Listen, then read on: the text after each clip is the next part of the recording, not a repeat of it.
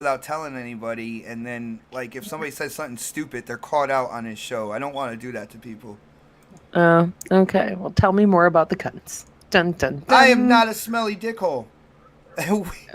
Can you never say that again? You know how much I hate when you fucking say that. Uh, Dickhole. And it's not just dickhole; it has to be smelly dickhole. That's what you can't stand. no, stop. I What's will cut going the on, power. everybody? Welcome to the next pre-game. Yo, for anybody new in the chat right now, I just want to let everybody know this is the pre-game. We just come together real quick before we do the intro, before we start the show, all that good stuff, and we hang out and kind of bullshit a little bit. And as you can hear, Welcome to the freak show. it is not a PG rated thing. Yeah. Hey, listen No, here. no, no, no. Xbot's the only robot I know that smells like beef and cheese. Wow. It's weird. I don't but, know how you to. I don't know how to take that. And one part of my brain is like that is a very manly scent, and I'm taking that as a compliment. But the other side of my brain is where the fuck are you coming from, man? Like, where am I ever coming from? we don't know. See, there you go. This is from somebody who falls off cliffs on a bike for a living. So, Hey, listen here. You got to make some money on the side. speaking of make some money on the side, O Snaps is turning into an ambulance chaser with this app that she has on her phone. Yeah, makes money. What? She's like a Wait, what? she's like a freelance like videographer, I guess you could say. Journalist, video journalist. Oh, I Snaps, guess. can you tell them what you do in your spare time to get like $65 or so? That does not sound right, but please explain. When you're not telling your boss to suck your ass. Well, hello, boss. There in the chat watching the show. He's not talking about me. No, not at all. It's not Suck me. my ass, boss. Suck your ass. No, I have this app. It's called Stringer, and you guys like if you have Android, obviously, and iPhone, not Windows. Oh, shut you up! can I know download Windows it. is dead. Okay, I know. Yeah, and shut up and let me tell my story, damn it. You can download it and it'll give you jobs to do. Like if let's say there's a car accident, or anything like that, like it'll say go get a video of this fire, or this car accident, or this shooting in progress. Don't go to the shooting in progress. Probably not a good idea. But you get paid anywhere from it's $40 to $75, but most of them are $65. So if anybody's interested, you guys can use my referral code. It is I don't remember. WHT9AS. WHT9AS. So yeah, download that app, make some monies. That's all. That's all. So she's chasing ambulances, chasing police cars and stuff like that when she's not peddling cookies. And I'm glad she hasn't gone to the shootings in progress yet. So that's a good thing. Talk about that Be one. the other way round. Aren't you meant to be getting chased by the police, not like chasing the police? I haven't gotten chased by the police in years, so I'm good. So, well, if you get In chased by years. the police, it's like a 2-for-1, right? They Yeah, get film stabbed, it. Film the whole and they thing. come Like, right? I mean, that's That'll be from a perspective that nobody sees, like in the news. Yeah. it's like this is exclusive, live. Me getting chased by the cops. That would be so Get awesome. fucked, cops, suck my ass. I'm out of here. Yeah. Wow. That's awesome. Hey, what is up, everybody in the chat? We got 34 watching. You guys hit that thumbs up. I hope you're enjoying the pregame. We got some crazy people on this show today. It's all Xbox fault. Well, yeah, I'm really excited for today's show. I'm really excited for our special guest, and we were talking kind of like behind the scenes. I have known the Welsh Gamer for a while, and me, Welsh, K Diva over there, who's being very quiet for some reason. I don't know what that is, man. I'm just letting you guys talk and have a good time. Watching the man. What's game. problem? he's not feeling good. He had Taco Bell. Microbox of X. There's a bunch of guys that we used to hang out in like the gaming the gaming groups on Facebook and stuff like that, and it's cool when we can all come together on a show and stuff like and that's why I'm really excited about today's show. Welsh has done an incredible job with his YouTube channel. He's one of those Xbox soldiers out there trying to get the facts straight and let every gamer out there know what is going on with the Xbox platform, and this is going to be crazy tonight, guys. Yeah, it's Appreciate gonna the be kind fun. words, brother. Appreciate it. Yeah, I mean, you know what I'm saying? Another member of the Wii Game here, of the old school Wii Game here crew, and you know, they're with some other people that, you know, like the Big Kahuna, the Kid Smooth, dude from the Tick Podcast. I can't think of his name. Fame 2K. Anchorman. Yeah, Anchorman. Hell, what? Well, no, I don't think what you call it was ever in there. What's his name? Iron Wolf. I don't think Iron Wolf was ever with them. No, he was never with them, but he was always floating around Facebook. Yeah, he was all the always time. floating around. Yeah, so I mean, you know what I'm saying? There was, yeah. So yeah, there was a ton of people that's broken off and kind of spawned, done their own thing, man. So, you know, we actually, like a lot of us, yeah, it was a lifetime ago, seemed like, and especially in the YouTube space. But you know, we owe those guys, you know what I'm saying, King Dre and T-Tech, you know what I'm saying, owe them a lot of respect because they kind of opened the door for us to get into the King space. Dre and We Game here, whatever I needed in terms of graphics or anything like that, that dude always supported me, man. Huge shout out to King Dre for the win. Definitely. He's gone like underground now. I don't think I've seen him pop up for air for a while. Like, what is he I doing? think they do a sports podcast still. They used to, and then they disbanded, and then I think they're doing it, but they're doing it on maybe Darian's channel or whatever now. But that's the last. You know, I don't really. I hurt Kid Smooth's feelings last week on Twitter, and he sent me like 10 paragraphs, like, you know, on social media and stuff like that. So, but what did you do, Bot? Huh? What did you do? I don't even want. I just told the truth. This is what I say, man. That's all I did. But at least got to make it personal, man. That's not cool. I told the truth, man. And this dude was like, I guess, like he was trying to say I caught feelings on it when he's the one sending me paragraphs on Twitter. So, but huge shout out to Fame Entertainment 2K. I was actually in a party with him on my PS4. Well, I was when I first went in on the Call of Duty beta. I played Lawbreakers with him when the beta was out. Real cool guy. Love talking games with him, definitely. And of course, he's been on this show multiple times as well. So. Yep, true. All right. Very true. Yeah, I was just getting my phone set up, man. We got a bunch of topics here. I want to make sure that we try to hit them all tonight. Maybe. That's the aim. We're gonna don't be negative. Be positive, X-Bot. Dude, I know this is your first. This is your first time on the show. You haven't seen the list of topics and then what we actually accomplish when we go live. Sometimes there's like 15 topics and we get through 4 of them. So, but it's no, that's fair. That's fair. It's always fun. It's always interesting.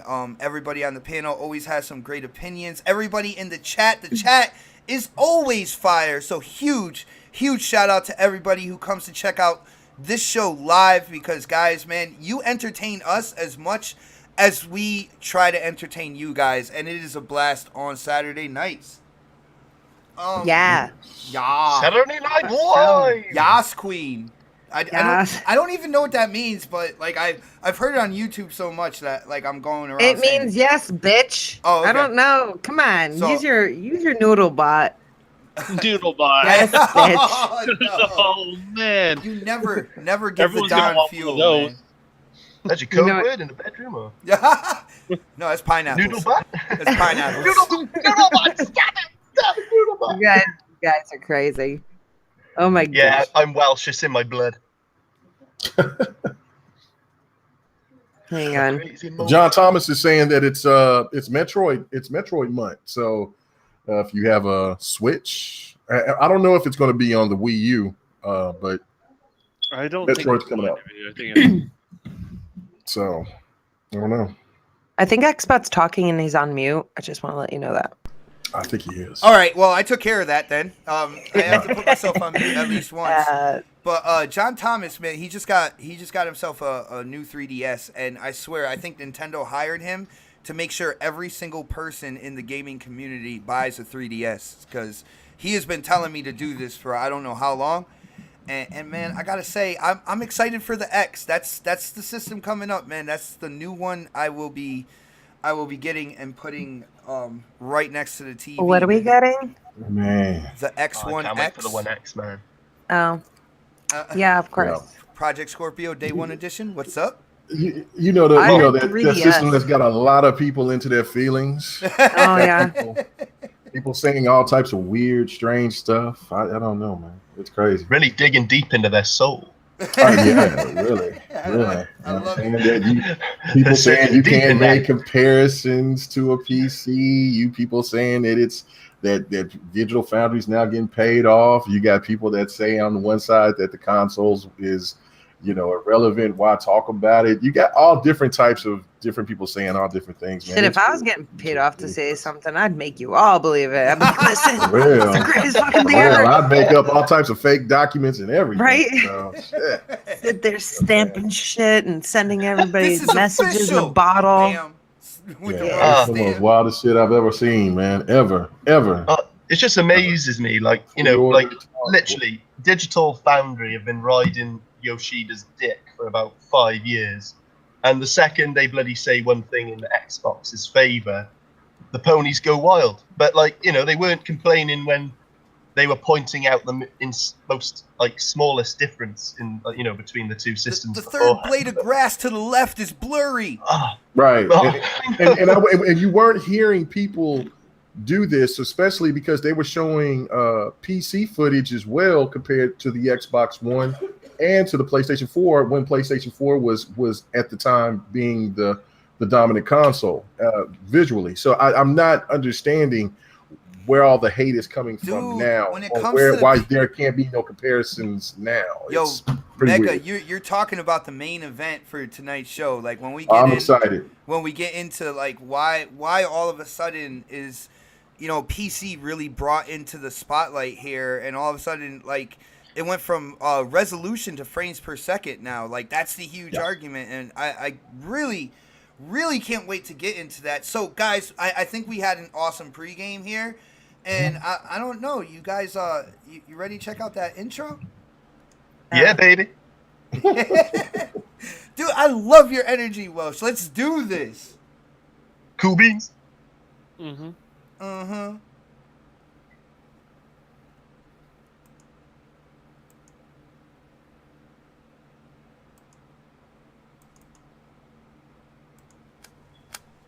We got to.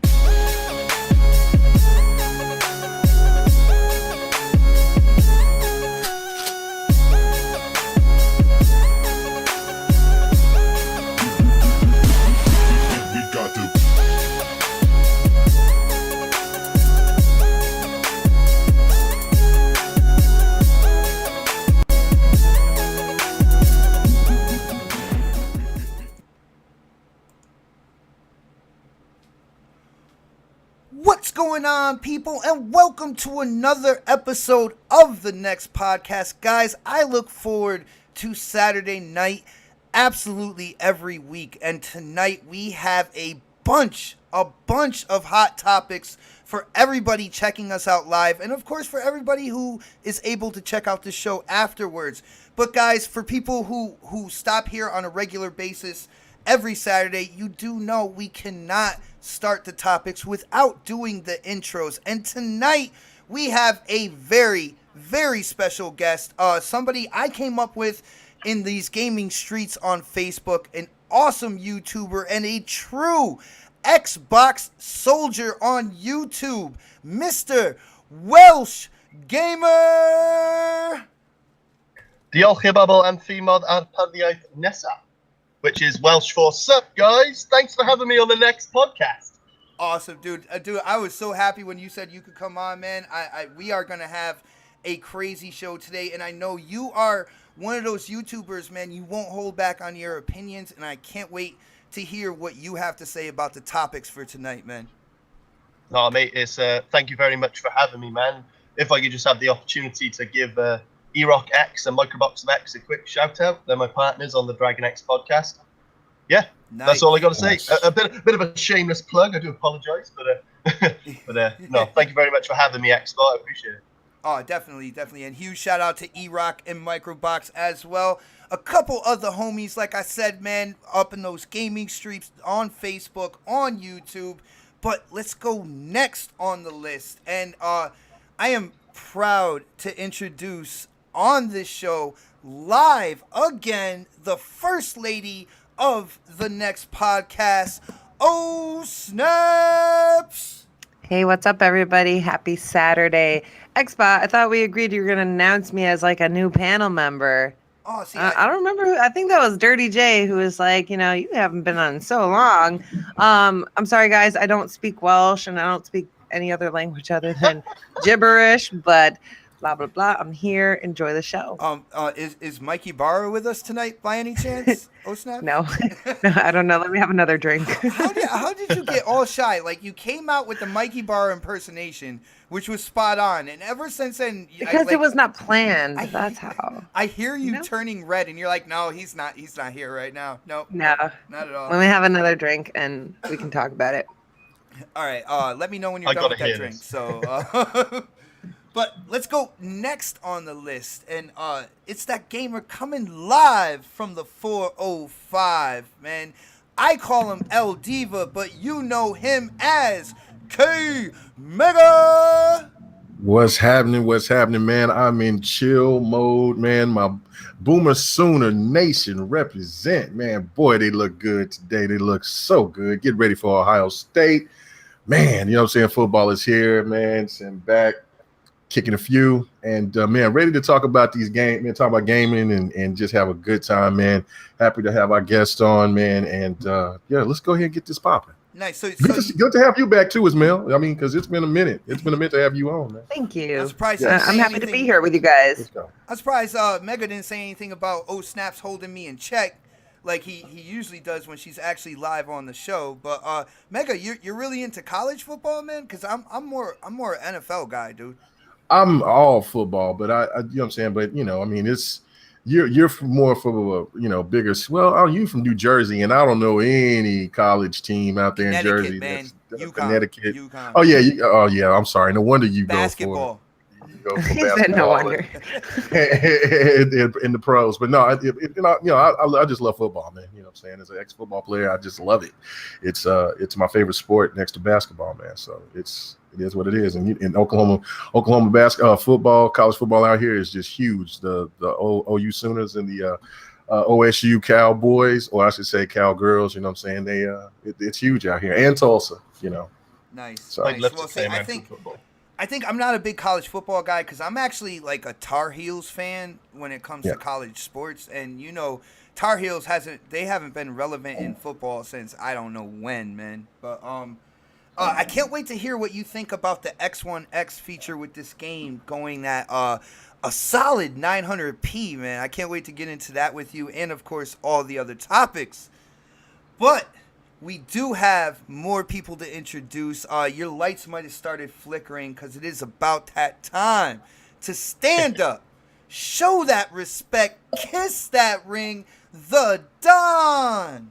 Hey, what's up, guys? Another week, another podcast, right? So excited to have Snaps back. I mean, it's been way too long not having you here. I hope you're bringing sassy Snaps today. And, I'm feeling a little shy now. Before the show, I was like, fuck this, fuck that, fuck everyone. And now there you go. It's back. Put it away, Mel. And then we have the Welsh. It's nice meeting you for the first time, and hopefully it's not the last, right? So Thanks, man. Nice. Yeah, he is the polite one in the panel. But by the end of it, man, he's gonna throw some zingers in there. Some things he's gonna say. You're definitely gonna scratch your head, Welsh. But I do have a couple shout outs here for our family members on next podcast. First, a huge shout out to our brother, the Golden Voice, Mr. Fooskies himself. I've been talking to him DM on Twitter. His life is getting a lot better. He is doing he's just doing a lot better as a whole, and hopefully he'll be able to get on the show again soon. It was just really, really good to hear from him because like he's been kind of absent from the public for a while, and it was really good to talk to him. Not only that, Mr. Dark Goldblum, I think he got a little shy when he realized that Snaps was going to come in here. He might be a little scared.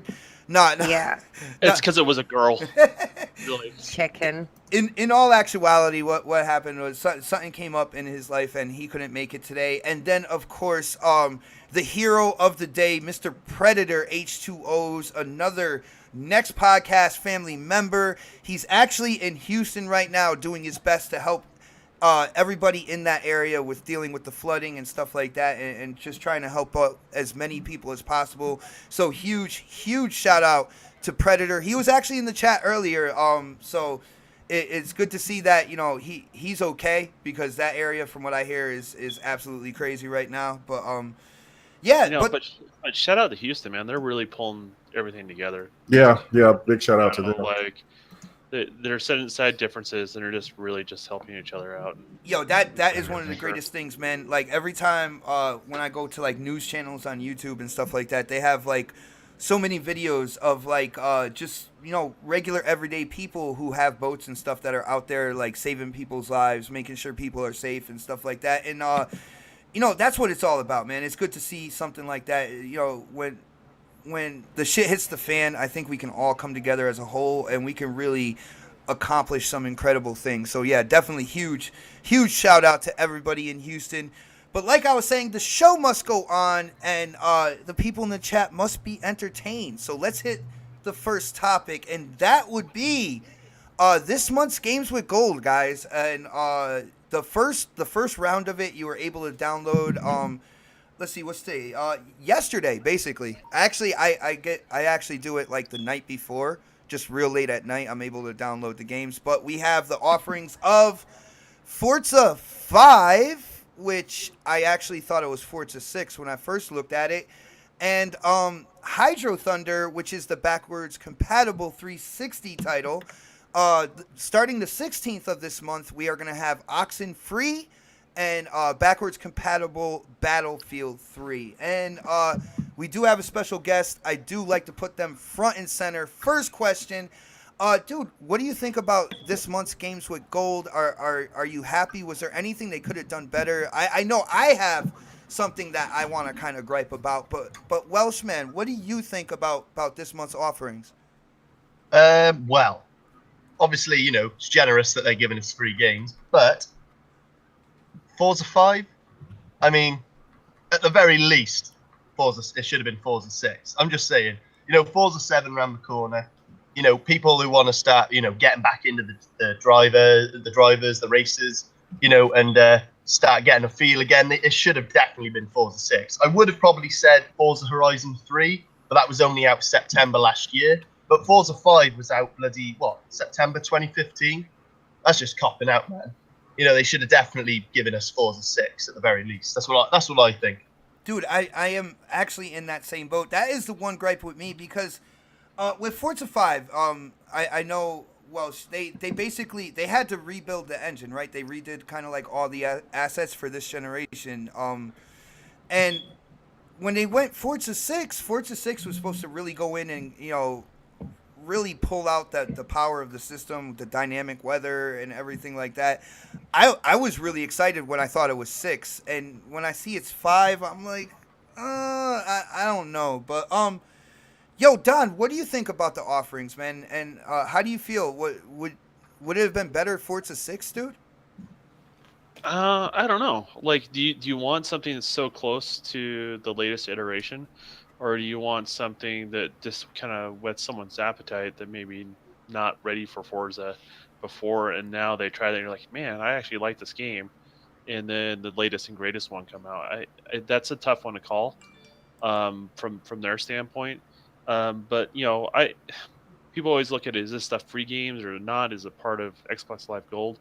Just really depends when you sign up for the service. I signed up with Xbox Live for games were even given. And so I always look at this stuff as just bonus every month, regardless if it's a good game or a bad game. Sometimes it's a swing and a miss. You can't please everybody, and just kind of is what it is.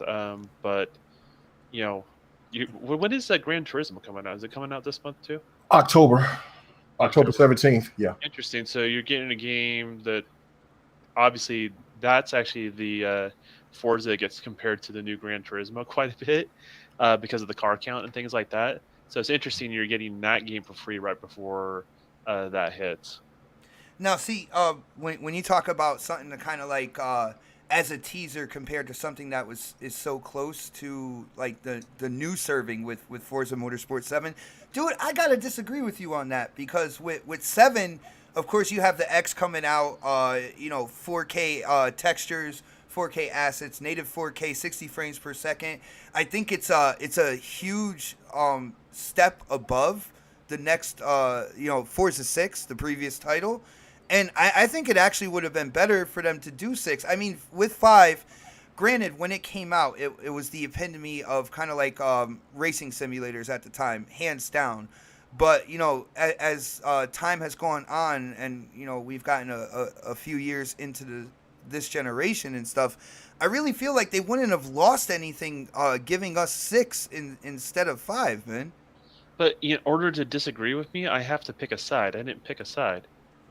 Well, dude, You just got to somebody push him off the fence in the middle, please. The gloves are off. But I know what you're saying there, Bot. Like, I looked at the most recent Motorsport, right? And that's the one with the weather effects, right? So that was like the big leap from 5 to 6, right?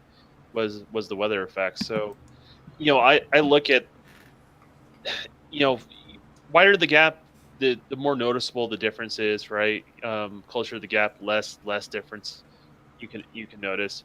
Is there an actual difference? I agree with you. I think there's absolutely a huge difference with the latest Motorsport, but I don't really know which was the best solution. I'm just looking at both sides of it. So, all right. Well, plus Forza 5 is probably better than Gran Turismo.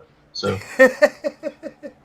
Well, isn't that the interesting part though, right? Like, Right. Because people are always comparing that Motorsport to the latest Gran Turismo, and it has to do with basically the numbers game, right? So it's the tracks, it's the number of cars, those sort of things. Oh, fair enough. All right. Well, what do you think about the offerings for September as a whole, man? I know when it comes to me, I'm gonna share my opinion, and then Don, I'm gonna let you do this, but. I feel that, like, from month to month, there's going to be times where there are games there that, a lot of my friends won't like or whatnot. But I do realize that with giving these 4 titles out every month, 4 different games and stuff, they have to kind of really reach out to a wide range of gamers and whatnot. So do you think that this month is a good month? And do you download, like, the games with gold games, even if you might not have interest with them when they first come out, man? Or who are you talking to, Welsh or me? No, or Don. me? Don. Oh, no. Sometimes there are games that I just passed on, and time went by, and I just never went back. I just went through. Was it Bayonetta was last month, right? And I totally missed that on the whole 360 era. And now that it came back, I decided to play through it, and I'm glad I had that experience. So. For me, it fills those gaps where I may have kind of skipped out on something, and occasionally they pop them both on back compat and the new stuff. Do they add additional value to me? Yeah, to a little bit, but not a ton. I mean, I always say, like, I always download the games for my unborn children, right? Because when I have kids, I have a huge ass library of games, right? That I don't have to buy for them. Like it's like just go play one of the. We got a library. Just go play something, right? Like I don't have to worry about it. And for myself, I'll just buy the games that I want. So I say you better hope that they don't like make GTA 5 free one day, man. Well, my kids will be well rounded. They'll be able to handle it. Damn. Friday the 13th. Right. Well, speaking of Friday Daddy, no! Daddy, what are you making me play? Daddy! But I didn't make you play anything. But since we said Friday the 13th, let's chime in with Snaps. Snaps, what do you think about this month's games with gold? And I have an issue with the whole Forza 5 thing because I really feel like they could have done 6. 6 would have been fine. All right, so hold on before you keep talking. I like to hear myself talk though. But go Yeah, I ahead. know, but not everybody does. Black Silver 83 in the chat said Forza 6 is free to play for the next few days. So we just got Forza 5, and Forza 6 is free to play for the Labor Day weekend. So that right there is a bonus. So people can kind of compare the two games. My thing is, like, I'm not a big, Forza if it's not Horizon person. I like the arcadey feel more than the simulation. All right. But I feel like maybe it's kind of like they're taking a step back because Forza 5 launched in 2013 with the Xbox One, right? Pretty sure it did. Yeah, you're 100% right. It came Alright. out with the launch So of the console. maybe, Forza 6 didn't launch with a console. Maybe they're kind of taking Forza 7 and putting it as, their launch title, console, all that good stuff. So, I mean, they have a plan when they do these things, and who knows, maybe that will be free in a few months from now also. So you don't want to put out the newest iteration that we have right before you have a brand new game coming out. I feel like it's definitely a marketing plan that they worked on, and they had all their people get together and say, hey, which one's the best one, which one is going to be the winner to sell this game when it comes out in a month or two.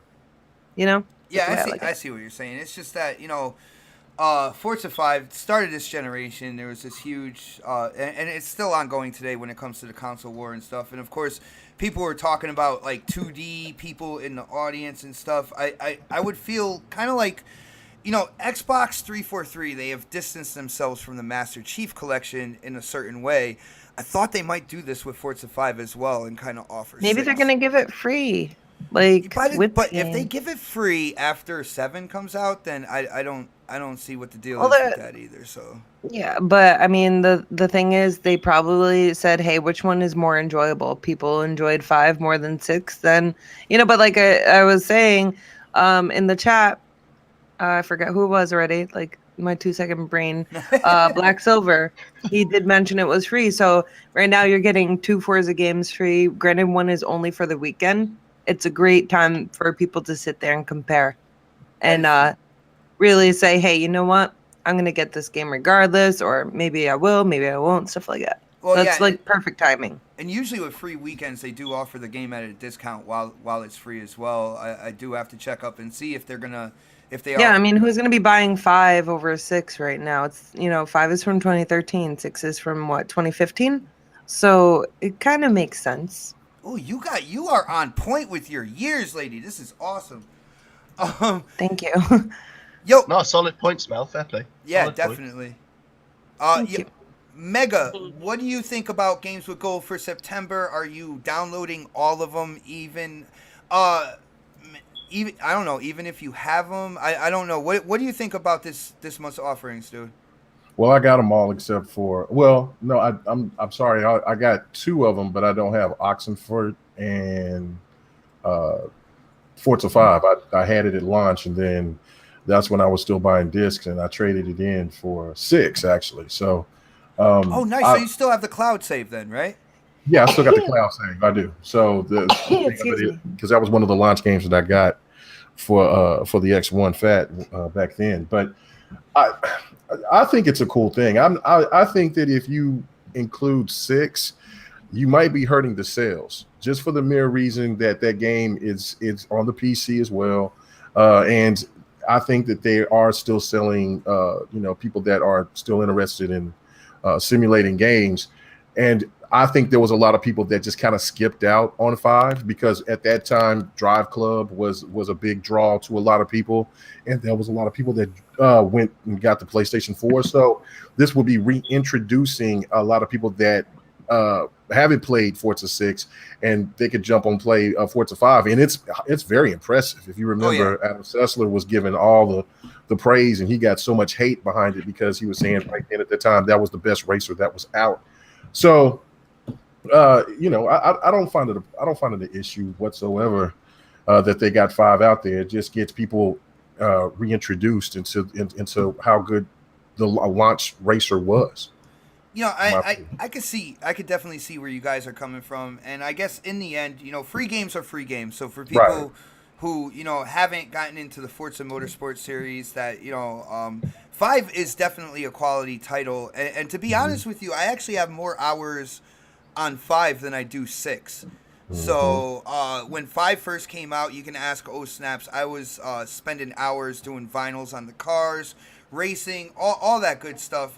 It was basically, it was my go-to game at that time because, you know, there was really no Halo or anything like that, and I had a blast playing 5. I just felt like with the scrutiny, because, man, you know, Xbox games are always held under this microscope, and Forza, Forza 5 in particular, man, they had like that huge extra magnifying glass on that sucker. I just thought that they might have just like skipped out on that and went straight for 6. You know what I'm saying? Yeah, but then again, like I said, I think that might have hurt the sales of 6. And on top of that, you're still giving a gym racer. And besides, these games are free. I don't see why would anybody complain of what games that we get, you know, when they're free, or for the most part, a lot of people might have all of these games. I think that having Battlefield 3, even though I wish that it was the PC version because you had more players that you could play with at the time involved, but it still is a good get. And then Hydro Thunder is fun as hell. So I don't, you know, I think the lineup is solid. You know, and it goes, you know, sometimes they're good, sometimes they're bad, but hey, if you like them, you like them. Download them. If you don't, you don't. Just move on. That's how I look at it. Now, Mega, I got a special question for you, man. Okay. When it comes to the games with gold, you know, Xbox has just released, you know, the Game Pass this year and really kind of promoted that and stuff. Do you see like Xbox going all out from now through the holidays with the games with gold, or do you think they're gonna possibly hold back on the titles, give smaller titles and stuff like that going towards the holidays, so this way they can promote their subscription service more, man? I think that they're going to go all out, especially with the 360 games. I think that they're going to bring some great 360 titles to complement what you can have, you know, going with the X or even with the S. And that, you know, in for this game in particular, that is a big get. I mean, if you think about it, you know, Forza 5 is still around, what is it, like $29? So, and I think with all that, you get all the DLC. I think, I don't know. I don't know, but they usually do DLC at a discount. I think it is Game of the Year edition, so there are like car passes and like car packs and the pass there, so you're able to download like a certain number of the monthly packs. I think it's like 5 or 6 or so. Right. So I mean that is a deal in and of itself as well, man. Right. So, and if you know, that just, like I said, just gets people acclimated into that. But I think Xbox is really going to be throwing out some of those old classics that people maybe didn't get a chance to play, or were probably were kind of scared off because of maybe reading Metacritic scores, things of that nature. So I think they really are going to kind of go after it, especially with the backwards compat games. Nice. And I guess I could say my disappointment might be just something with me personally, because like I said, when I first saw it, I thought it was 6, and so my hype level really went high. You know what I'm saying? And then that would have been huge. That would have been huge. But, yo, it brought me back down when I saw like when everybody, I think it was, oh snaps, wasn't it Coffee Casuals and Consoles, where everybody told me, they're like, no, it's 5, dude. Yeah, no, I was totally thinking it was 6 too because I was listening to your dumbass, and then there we go. Well, in his defense, though, it actually looked like 6 until you zoom into the picture. So, yeah. Listen to your dumbass bot. I recognized the cover car. I'm like, I knew that exactly which one it was. Dude, I knew somebody was gonna say it, and let Don be like that. All right, I looked quickly, okay? So, You fucked up. I mean, the last 3 like you've been like really iconic covers, right? Because you had the McLaren, which was kind of a big deal. When 7 they is showed huge, it. man. There's nothing that beats that. And then you had the Ford GT, which went through that complete redesign. Yeah, no one expected it. So like, you know, both of those had like just iconic cars, and then you have Porsche for the first time on the latest one coming out, right? Which you know, whatever, it's a squash beetle, but at the end of the day, that's an iconic car as well. So. Dude, there's nothing that beats Porsche, man. I'm sorry to tell you, dude. That's the number one beetle. cover. It's a squash beetle. Oh, shut up. Dude. You can't tell me it's not. Oh my goodness. Yo, Xbox. Yo, what's up? I got two things to tell you. One, the fact that you had a quick glance at Forza 5 and actually thought it was Forza 6 says a lot about Forza 5 as a quality title, to be honest with you. Like, you know, graphically, like the fact that it still holds up and you genuinely thought it was a more recent title. I think that's pretty amazing and says a lot about what Forza 7 is going to be doing when it comes to the One X. And also, when you were on about with K Mega about like, do you think that Xbox is going to go all out with the? I knew upcoming I Days knew of you're gonna Gold? want to get in on that. Go ahead, man. Mate, all I was going to say is let's not forget that we're meant to be seeing some OG Xbox back compat come later this year, aren't we? Oh yeah, So- we are. That's still sort of in the loom, in the cloud above us, like chilling, and you know, just waiting to hit up a margarita and make its way down your line. I don't know. I'm just waiting. We're just waiting now because they said that it was gonna at E3. They said you can expect it to be on the dashboard in the store later on this year. So I reckon we're gonna see a nice maybe one. We might get the odd OG Xbox backwards compat as Games with Gold as well, which would be cool. Yeah, yo, can you imagine if instead of doing 4, they actually, if they build up the library enough, if they have enough like OG Xboxes, like Xbox titles, like if they do like 5 or 6 and having 1 or 2 of them be OG Xbox, that would be insane, man. You took the words out of my mouth, man. I was just gonna say, I reckon 5 is a solid number. 2 Xbox One games, 2 360 backwards compat, and then 1 OG just to put the cherry on the cake. That'd be brilliant. That is very interesting, Welsh. And you know what, Welsh?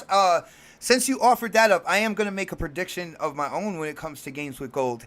In November, because that will be Halo 3's anniversary, I'm thinking Games with Gold, Halo 3 is going backwards compatible. That is going to be one of the 360 titles in November, yeah. Is it not? I got a prediction that'll trump yours, Xbox. Oh, no. Do you want to hear it? Let's hear it. You're going to be happy, but I still honestly think, because recently here we go. Aaron Greenberg came out and Here said we go. that 343 and the Coalition are working on multiple projects. I genuinely still am holding out for an announcement. It wouldn't even surprise me if they announced it the day before the One X goes live and goes on the shelf. But I'm really holding out for a Halo 3 anniversary. I reckon it's gonna happen, man. Dude, don't tease, don't tease Mate, honestly, me like that, man. you heard it here first, okay? I'm telling you, if it don't happen, I will video myself eating my sock.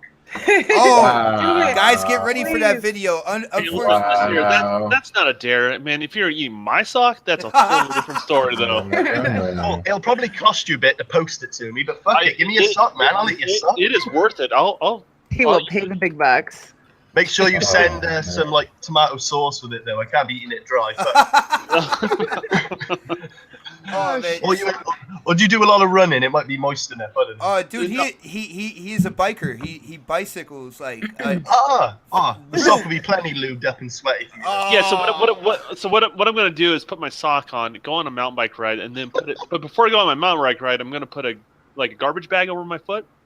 Oh no! Oh, You're gonna make it good and soggy. Golly. Yeah. Get the Yeah, salt that's flowing. right. Lovely. damn. Yeah. Mhm. Fucking gross. Oh, guys. Oh man, we gotta definitely move on. Yo. A beta was recently released on Xbox, and I know me and O-Snaps have actually had the pleasure of playing it on multiple consoles. We actually played the PS4 beta, and we played the Xbox One beta. And yes, guys, I am talking about that brand new boots on the ground Call of Duty World War II. And I am going to go down the panel here. First of all, I want to see who has actually played it. I know Mega has. I know O-Snaps has. I know I have. So we're going to start with O-Snaps here and just kind of get the thoughts and impressions of this new Call of Duty, the one everybody's been asking for, going back to World War II. O-Snaps, from the beta, is this game worth it? Everybody, Go buy the game right now. Pre-order it. You must play it. It's the best Call of Duty ever. Is it worth it? If you're not crazy about Call of Duty, I would totally pick it up on a discount. I enjoy it because it doesn't have all that crazy freaking hopping off of walls, Titanfall type deal shit, spaceship bull. The game is still really fast, but it's fun. When we played the beta on PlayStation, it seemed a lot choppier, and I don't know, I just didn't do as good. And when I played on Xbox, I did a lot better. Everything seemed a little bit sharper, and I'm not trying to pick sides here. You're None of about that to piss off bullshit. some fanboys right now. Is what you're Nah, about to do. it's not even like that. I did better. I was doing better than bot. I mean, on both consoles, I still did better There than is a him. latency difference in the controllers between the two systems, so that might be it. Yeah, I yeah. definitely noticed. Like, I don't know, everything. I'm not. Okay, hold on. Let me say this. I haven't played a lot of shooters on the PlayStation, but when I played Call of Duty, it definitely seemed like it was slower, and everyone's like, "Oh, turn up your sensitivity." And I have them set to the same, and I still am. I feel like lagging on the PlayStation versus the Xbox version. I will jump in here and I say, I've definitely played it on both consoles as well. And in my opinion, and this is just going straight with you guys in the chat, everybody on the panel, it is a much smoother experience on the Xbox One. What O Snaps is saying, kind of like it does feel a lot more jittery. Now I realize it's a Twitch shooter. It's a very Twitch shooter. I'm used to Halo with having to break down, the shields, the personal shields on the people that I'm shooting at, and using a lot more strategy when it comes to that. And with Call of Duty, one stray bullet to the head and you're done. But with that being said, the overall experience to me was a lot smoother on the Xbox One version. I do want to go down the line here. So, Well, wait, I'm not done talking though. oh well, then just go ahead. Mhm. Back off, bruh. I am. I literally backed away from the mic. Well, honestly, what I guess I can say I was hoping for is something a little more tactical, but you got to remember it's Call of Duty. It's going to be like quick running gun dead and shit like that. And it's not tactical at all. I try being tactical. Sometimes it works. And then other times I'm trying to be tactical. And then someone comes up behind me and just stabs me or whatever they do, beat me with their butt of their gun. That pisses me off. Does the map have like a tactical layout to it? Because like some maps, like they're small. And I guess I was hoping for more in that aspect. So I hope like there's a single player that, you have to use your tactical phase. Because it's fun, but it's not what I was expecting in a sense. I thought they're going to step back and it was going to be a little bit slower, a little more, use your fucking brains instead of play Call of Duty, but it's not. Hey, there goes our siren. There we go. They knew the podcast was on. Bye, Snap. Enjoy the chase. I'll be right back. But I guess I'm definitely getting the game. I actually pre-ordered it for PlayStation so I can get the code first, and then I canceled my pre-order. And now I'm getting it for Xbox. I'm definitely looking forward to it. I'm really looking forward to playing the zombies. And I haven't bought a Call of Duty in years, mostly because I don't like how they did, like, what was the last one? Infinite Warfare. Yeah. And it was just so spacey. And I wasn't into it. And the fucking zombies on there suck too. They look cool, but it was just way too fast. And I'm not into that. I want something that I can use my brain a little, and there's just no brain necessary. So anyways, yeah, I'm going to be picking the game up. I'm excited for it. It's Call of Duty. That's, it's just a different iteration, and it does take a little bit of a step back, but it's a lot of fun. So you guys, just so you know, you can play it tonight. We're doing a community Call of Duty, I guess. Call of Duty. Yeah, it's going to be great, guys. It's funny. I think O Snaps, when we do this tonight, there is one mode that you haven't tried. It's a new mode within World War II, and it's called War. There's multiple objectives. You take care of one objective, or you try to stop that team from taking care of that objective, and it moves on to like 5 different objectives. The maps are Mhm. bigger teams and stuff like that. I want to see like what you think about that, because that's going to be Oh, kind I'm of like definitely looking forward to that. I remember you kind of telling me something about it, but I wasn't listening to you like always. Um, but I definitely want like a little bit more of a tactical experience where you're not running and gunning and people are just jumping up behind you and stabbing you in the head or whatever. You know, I want something that I can just kind of you have been kick back. you officially have been haloed when it comes to strategy and stuff now. Yeah, I mean, I feel like there is no strategy in that, you know, at least in the team deathmatch, that's pretty much what I've stuck to. And I just want to like kick back and use my brain a little sometimes. And I didn't have that experience yet, but we'll check it out. What was it called? It's called War. All The right. mode's called War. It is a lot of fun. It's actually the one. It's either that or team deathmatch. I freaking hate domination. But yo, All right, cool. before we move on, I want to give a huge shout out to our brother Newark NJ, who is in the chat. What is going on, brother, man? Well, Now, Newark? yeah, Newark's in the chat. But Yeah, I saw him We in had a there. I'll lot. tell you what's up Good. to him. all right, yo, Mega, I know you had a chance to play the beta. What do you think about this iteration of Call of Duty? I know it's not the full game. You know, we haven't got our hands on zombies, which a lot of people I love, can't wait for zombies. and the story as well, because I know I played the Advanced Warfare, Call of Duty Advanced Warfare story, and I actually liked that story. I don't know. What do you think about this beta, man? Oh my God. Oh. Get out of here. Get out. Look, Amazing. man, I'm just, I can't go back. I can't go back to that. It's slow. It's sluggish. It seems like the guns is weighing them down. The disparity between the guns themselves is ridiculous. One gun can go ahead and okay, like the SMG, you kill people instantly, but if you're going and using a more of a big, heavier weapon, it takes a whole clip to having an assault rifle, and you over here just you know what I'm saying, you take like 3 or 4 shots just to take them, even if you hit a direct headshot.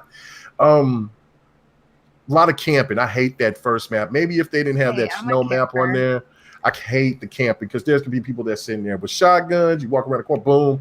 You walk around with, you walk around the corner and there's somebody just throws I'm grenades. actually learning to camp from this It, beta. it is it's absolutely disgusting to me. But that other map is pretty cool. It's just that to me, if you're a fan of Battlefield 1 and you go and you play COD, it's not even a comparison. It seemed like this game should have came out this year. It should have came out right before Battlefield 1, and I think it would have been okay, because that, you had the boots on the ground, everything was okay. Graphically, it looks good. It's just, to me, it's just that it's too weighted down, and and it's just not fluent and fast enough. And I'm glad I didn't get a chance to play it on the PlayStation version, because there were so many people that was disgusted then. It's not for me. Let me just put it like that. I might have to take my pre-order, because of the fact that the only thing that's holding me up is the story and the zombies. And I'm not a big zombie fan, but this zombies look pretty Yo, it looks epic. It dark. looks really creepy. It looks, yeah, man. it looks really nasty, and I definitely want to check it out. So that's the only 2 things. But the multiplayer, I'm not feeling it.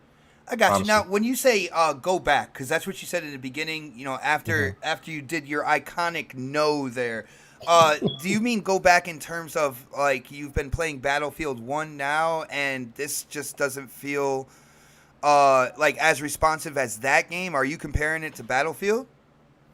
Yeah, well, I mean, that's just, because it's gone back, and I know it's a different time period, because I'll stick you out there, man. You got to answer this. Yeah. Well, no, I'm just saying, it's just, okay, they just don't feel, you have better guns in World War II than you do in World War I, but Battlefield 1 makes those guns work, as limited as those weapons are.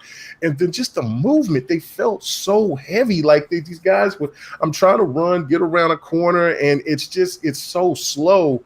But then yet, if everybody was running around, if they didn't have a shotgun or there was a sniper, then they were using the SMG. And I'm like, that grease gun, man. That grease yeah, gun is yeah, OP. like, come on, it's so OP, and it's just then you had the camping on top of it. It just was a bad experience for me. I played it for about 2 hours.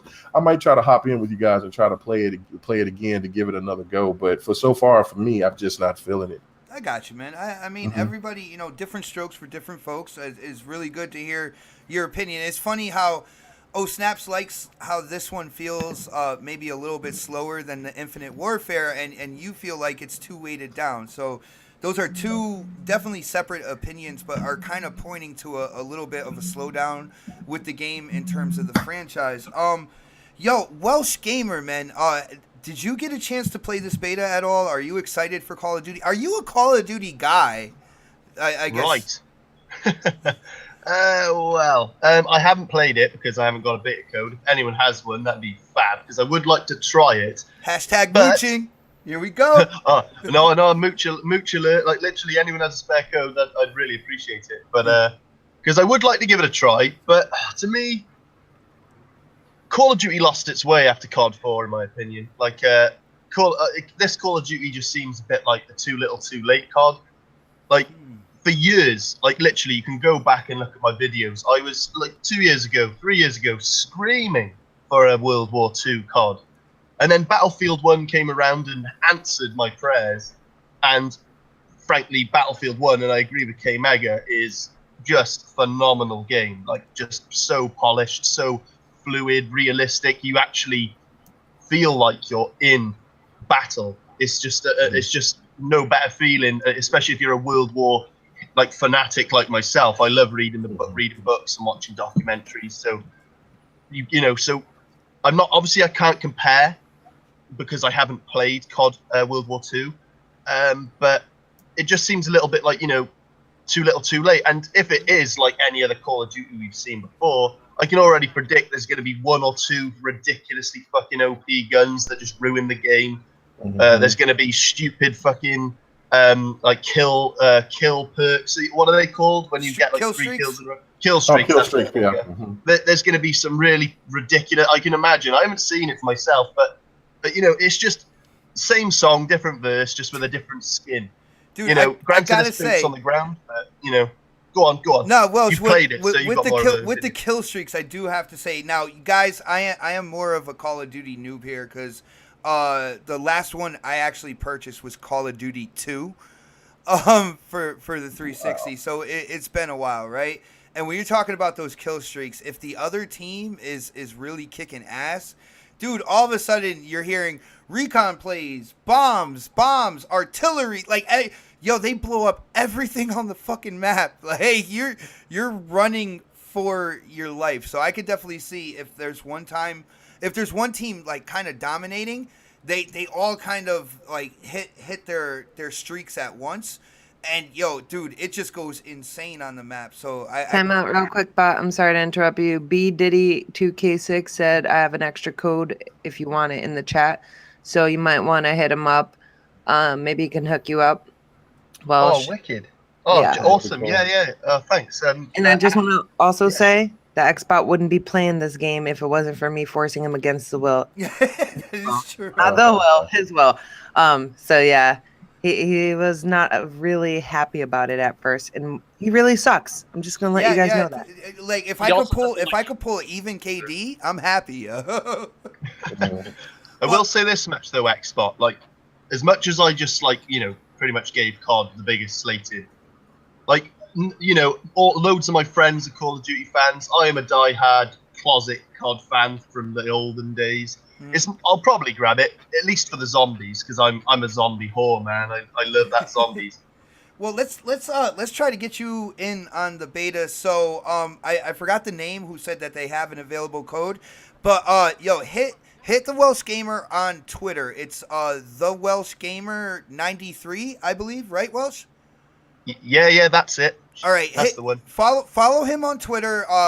Send him a tweet saying that you're the one with the code. He'll follow you back, and then you can just send it to him in the DM, and he'll be able to come on and play. And huge shout out again to the gaming community that we are a part of, because we are always looking out for each other. I know was it Foxfire yesterday? She didn't have a code, and I believe it was Xbox Mad Hatter who had an extra one. And just by people coming together and tweeting it out and stuff like that, man, we definitely we look out for the gamers in the community. So it's really awesome. And dude, Welsh, maybe you'll be on the community game time tonight, man. Yeah, mate, 100%. If I can get a code, I'll download it ASAP, man. Definitely. Nice. And I appreciate the people who are offering me one. That's amazing. Cheers. Nice. Now I don't know if I should even ask the Don about Oh, Call you of just Duty. got really loud. Yeah, well, that's my blackout. That's my blackout microphone. I love my microphone, by the way. But Don, any thoughts on Call of Duty World War II? And I have a feeling I might regret asking you this, man. Why would you regret asking me this? I don't know if He loves Call of Duty. What's your problem, bot? You're just No, mad because he's better than you. I don't hate Call of Duty. I occasionally pick it up every 2 or 3 games, right? Is this one of them? Is this the one? Nah, I think this one I'll pass on, but it's not like the first time I passed on it. And it's what the core players wanted, right? It was Call of Duty, like boots on the ground. It's give the customer what they want, what made the franchise special, and I'm glad they're basically entertaining that idea and that sort of thing. But I don't know, man. It's the game hasn't really changed since the beginning, has it?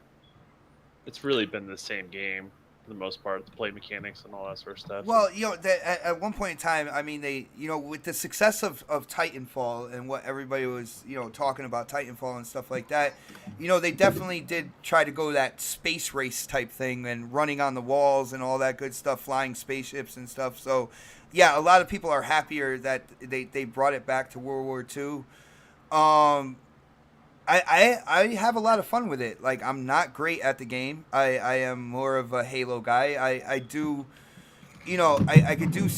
see less strategy in Call of Duty, and I see a lot of people hopping around like bunny rabbits and with the sniper gun, like with their sniper rifle, and like popping people in the head midair and stuff like that. Which I don't know. Halo seems to be more strategic, but I have a lot of fun. With what's beta, strange about it? Like I heard everyone on the podcast. I mean, those are core fans of Call of Duty, regardless. They're kind of moved on, right? The mind share has kind of moved on. That is interesting, yeah. If you really kind of look at, if you just look at the bigger picture, what's going on there? People have just kind of fallen in love with other things, right? In regards to, or they were preferred other things already. So, Call of Duty is still going to be a juggernaut. Whenever it slows down its pace or whatever it's going to be, it's still going to, when it levels out, it's going to be leveled out at still a pretty high number that will still get Call of Duties. But at the end of the day, it's interesting to kind of see that people have they're looking for more, or looking for something different, or it's not quite scratching the itch, or the older gameplay is not quite what they remember it to be. So it's just kind of interesting to hear everyone's opinions that are very pro Call of Duty, and it is what it is. We're going to get one next year, I guarantee it. So, it just reminds me I get older every year. Nice. Now, with that being said, Don, there's kind of like a second part to this whole Call of Duty thing. Me and O-Snaps, we got our code through Xfinity, which was a promotion out there. But within that promotion, there was a very, very funny wording in this whole thing, right? It said, get your beta code from Xfinity for PS4. And then afterwards, instead of saying Xbox, it says and other platform.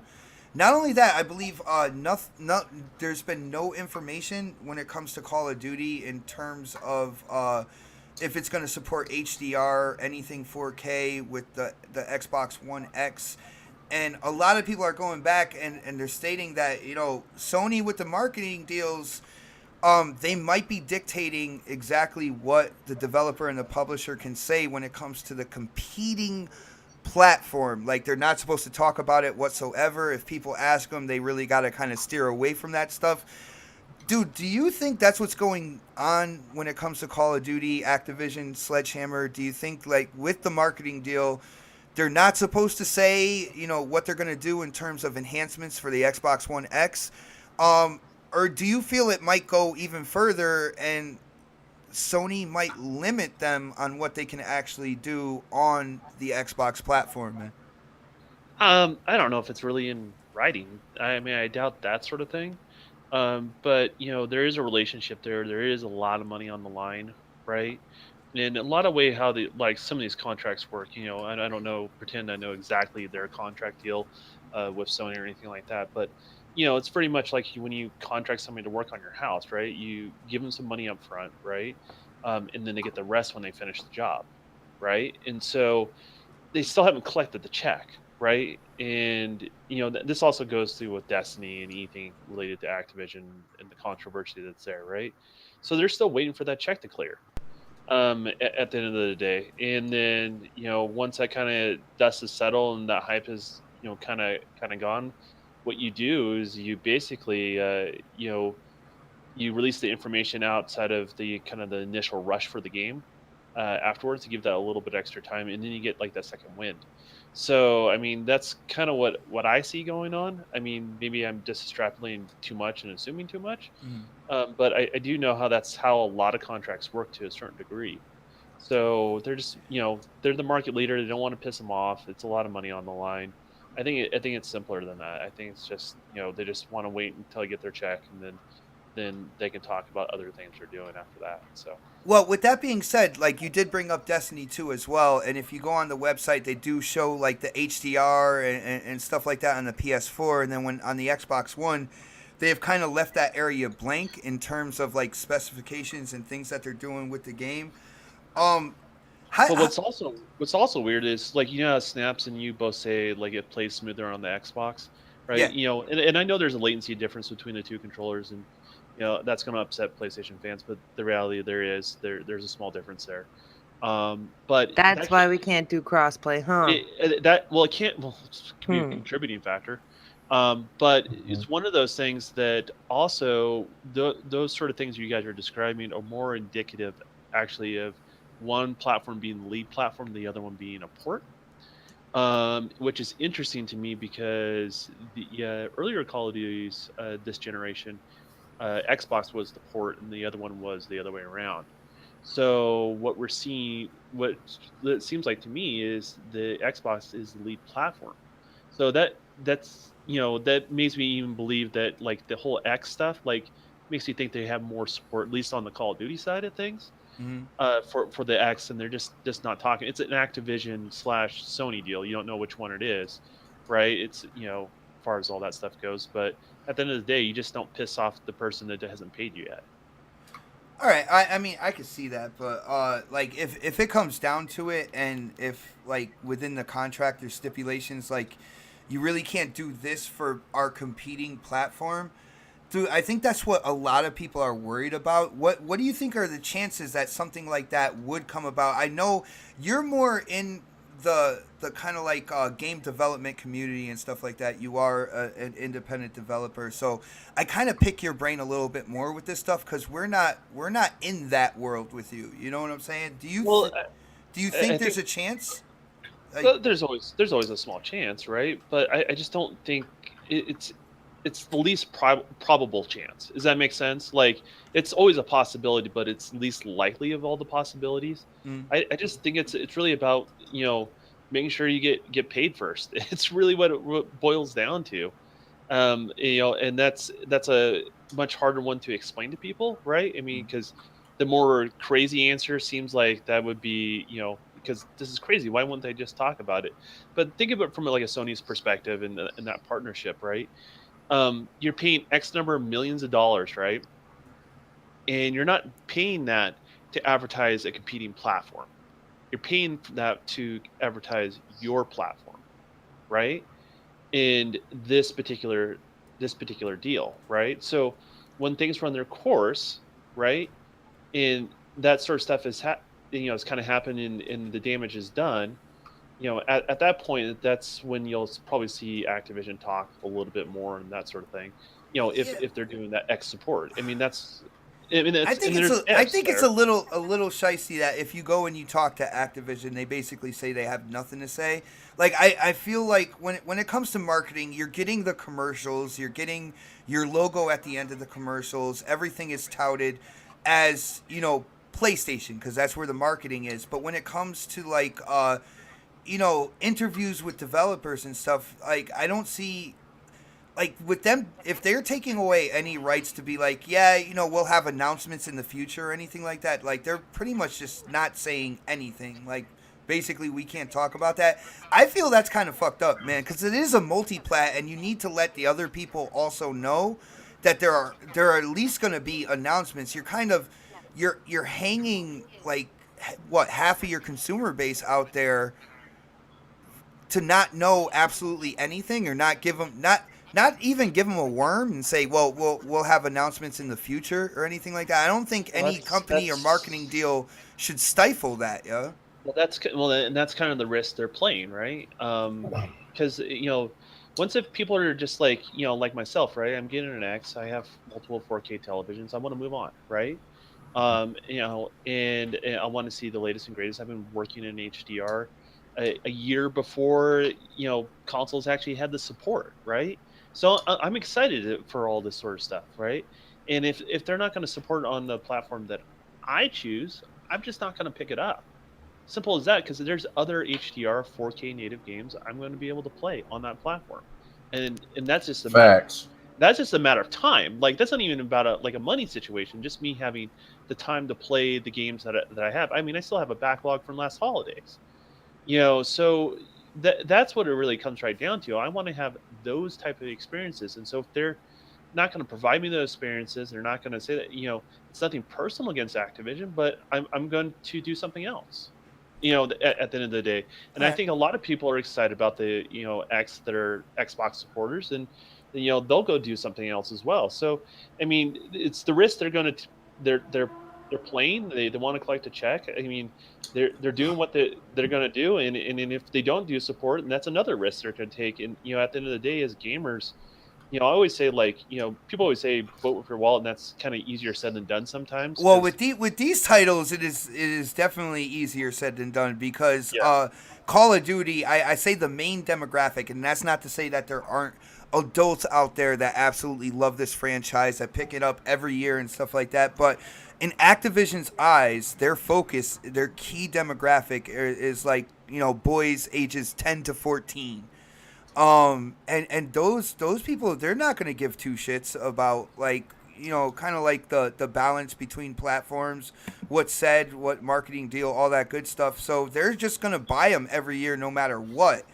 But me, I'm more on the side of the gamers here, and this is kind of new territory, because we haven't really had, we haven't had mid-gen refresh systems and stuff like that, any other generation. And I'm watching this stuff a little more closely to see what these companies can feel like, what they feel like they can get away with, and what we might have to kind of go in and really voice that, no, we're not, that's not swinging here.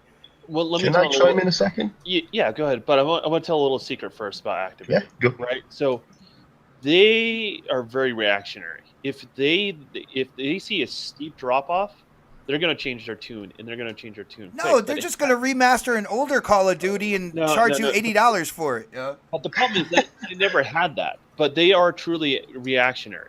So there's a lot of investors and stuff like that. So they live and die by their investors. So realistically, if if the Xbox community just stood strong and said, you know what, and if they didn't offer the support, and life moves on, they would react to that. And they would react to that quick. But the problem is they've always seen, for the most part, decent growth on the franchise, right? And so that's what we're really kind of dealing with. So, I mean, sorry to cut you off there, Welsh, but go ahead. Well, I was going to Welsh next, man. So just go ahead, and as we're talking, anybody else on the panel, it's good to have an overall discussion. I know I kind of point to people and stuff like that, but it's good to get like a whole discussion going, like round table type. But Welsh, what do you think about all this, man? And do you think it's Sony marketing to the point where the developers really can't put any information or inkling that they are going to do updates for the X1? How do you feel about this, man? Well, personally, like when you think about it, like logically, like when you think about it, like practically as well, like it's so insignificant, like, and so small a thing to just say in, like you said, an interview with Gaming Bolt or with whatever other media out there. Like, yeah, we will be supporting the Xbox One X at some Just stage. say we have announcements in the future, like, you know what Exactly. I'm saying? You could say anything.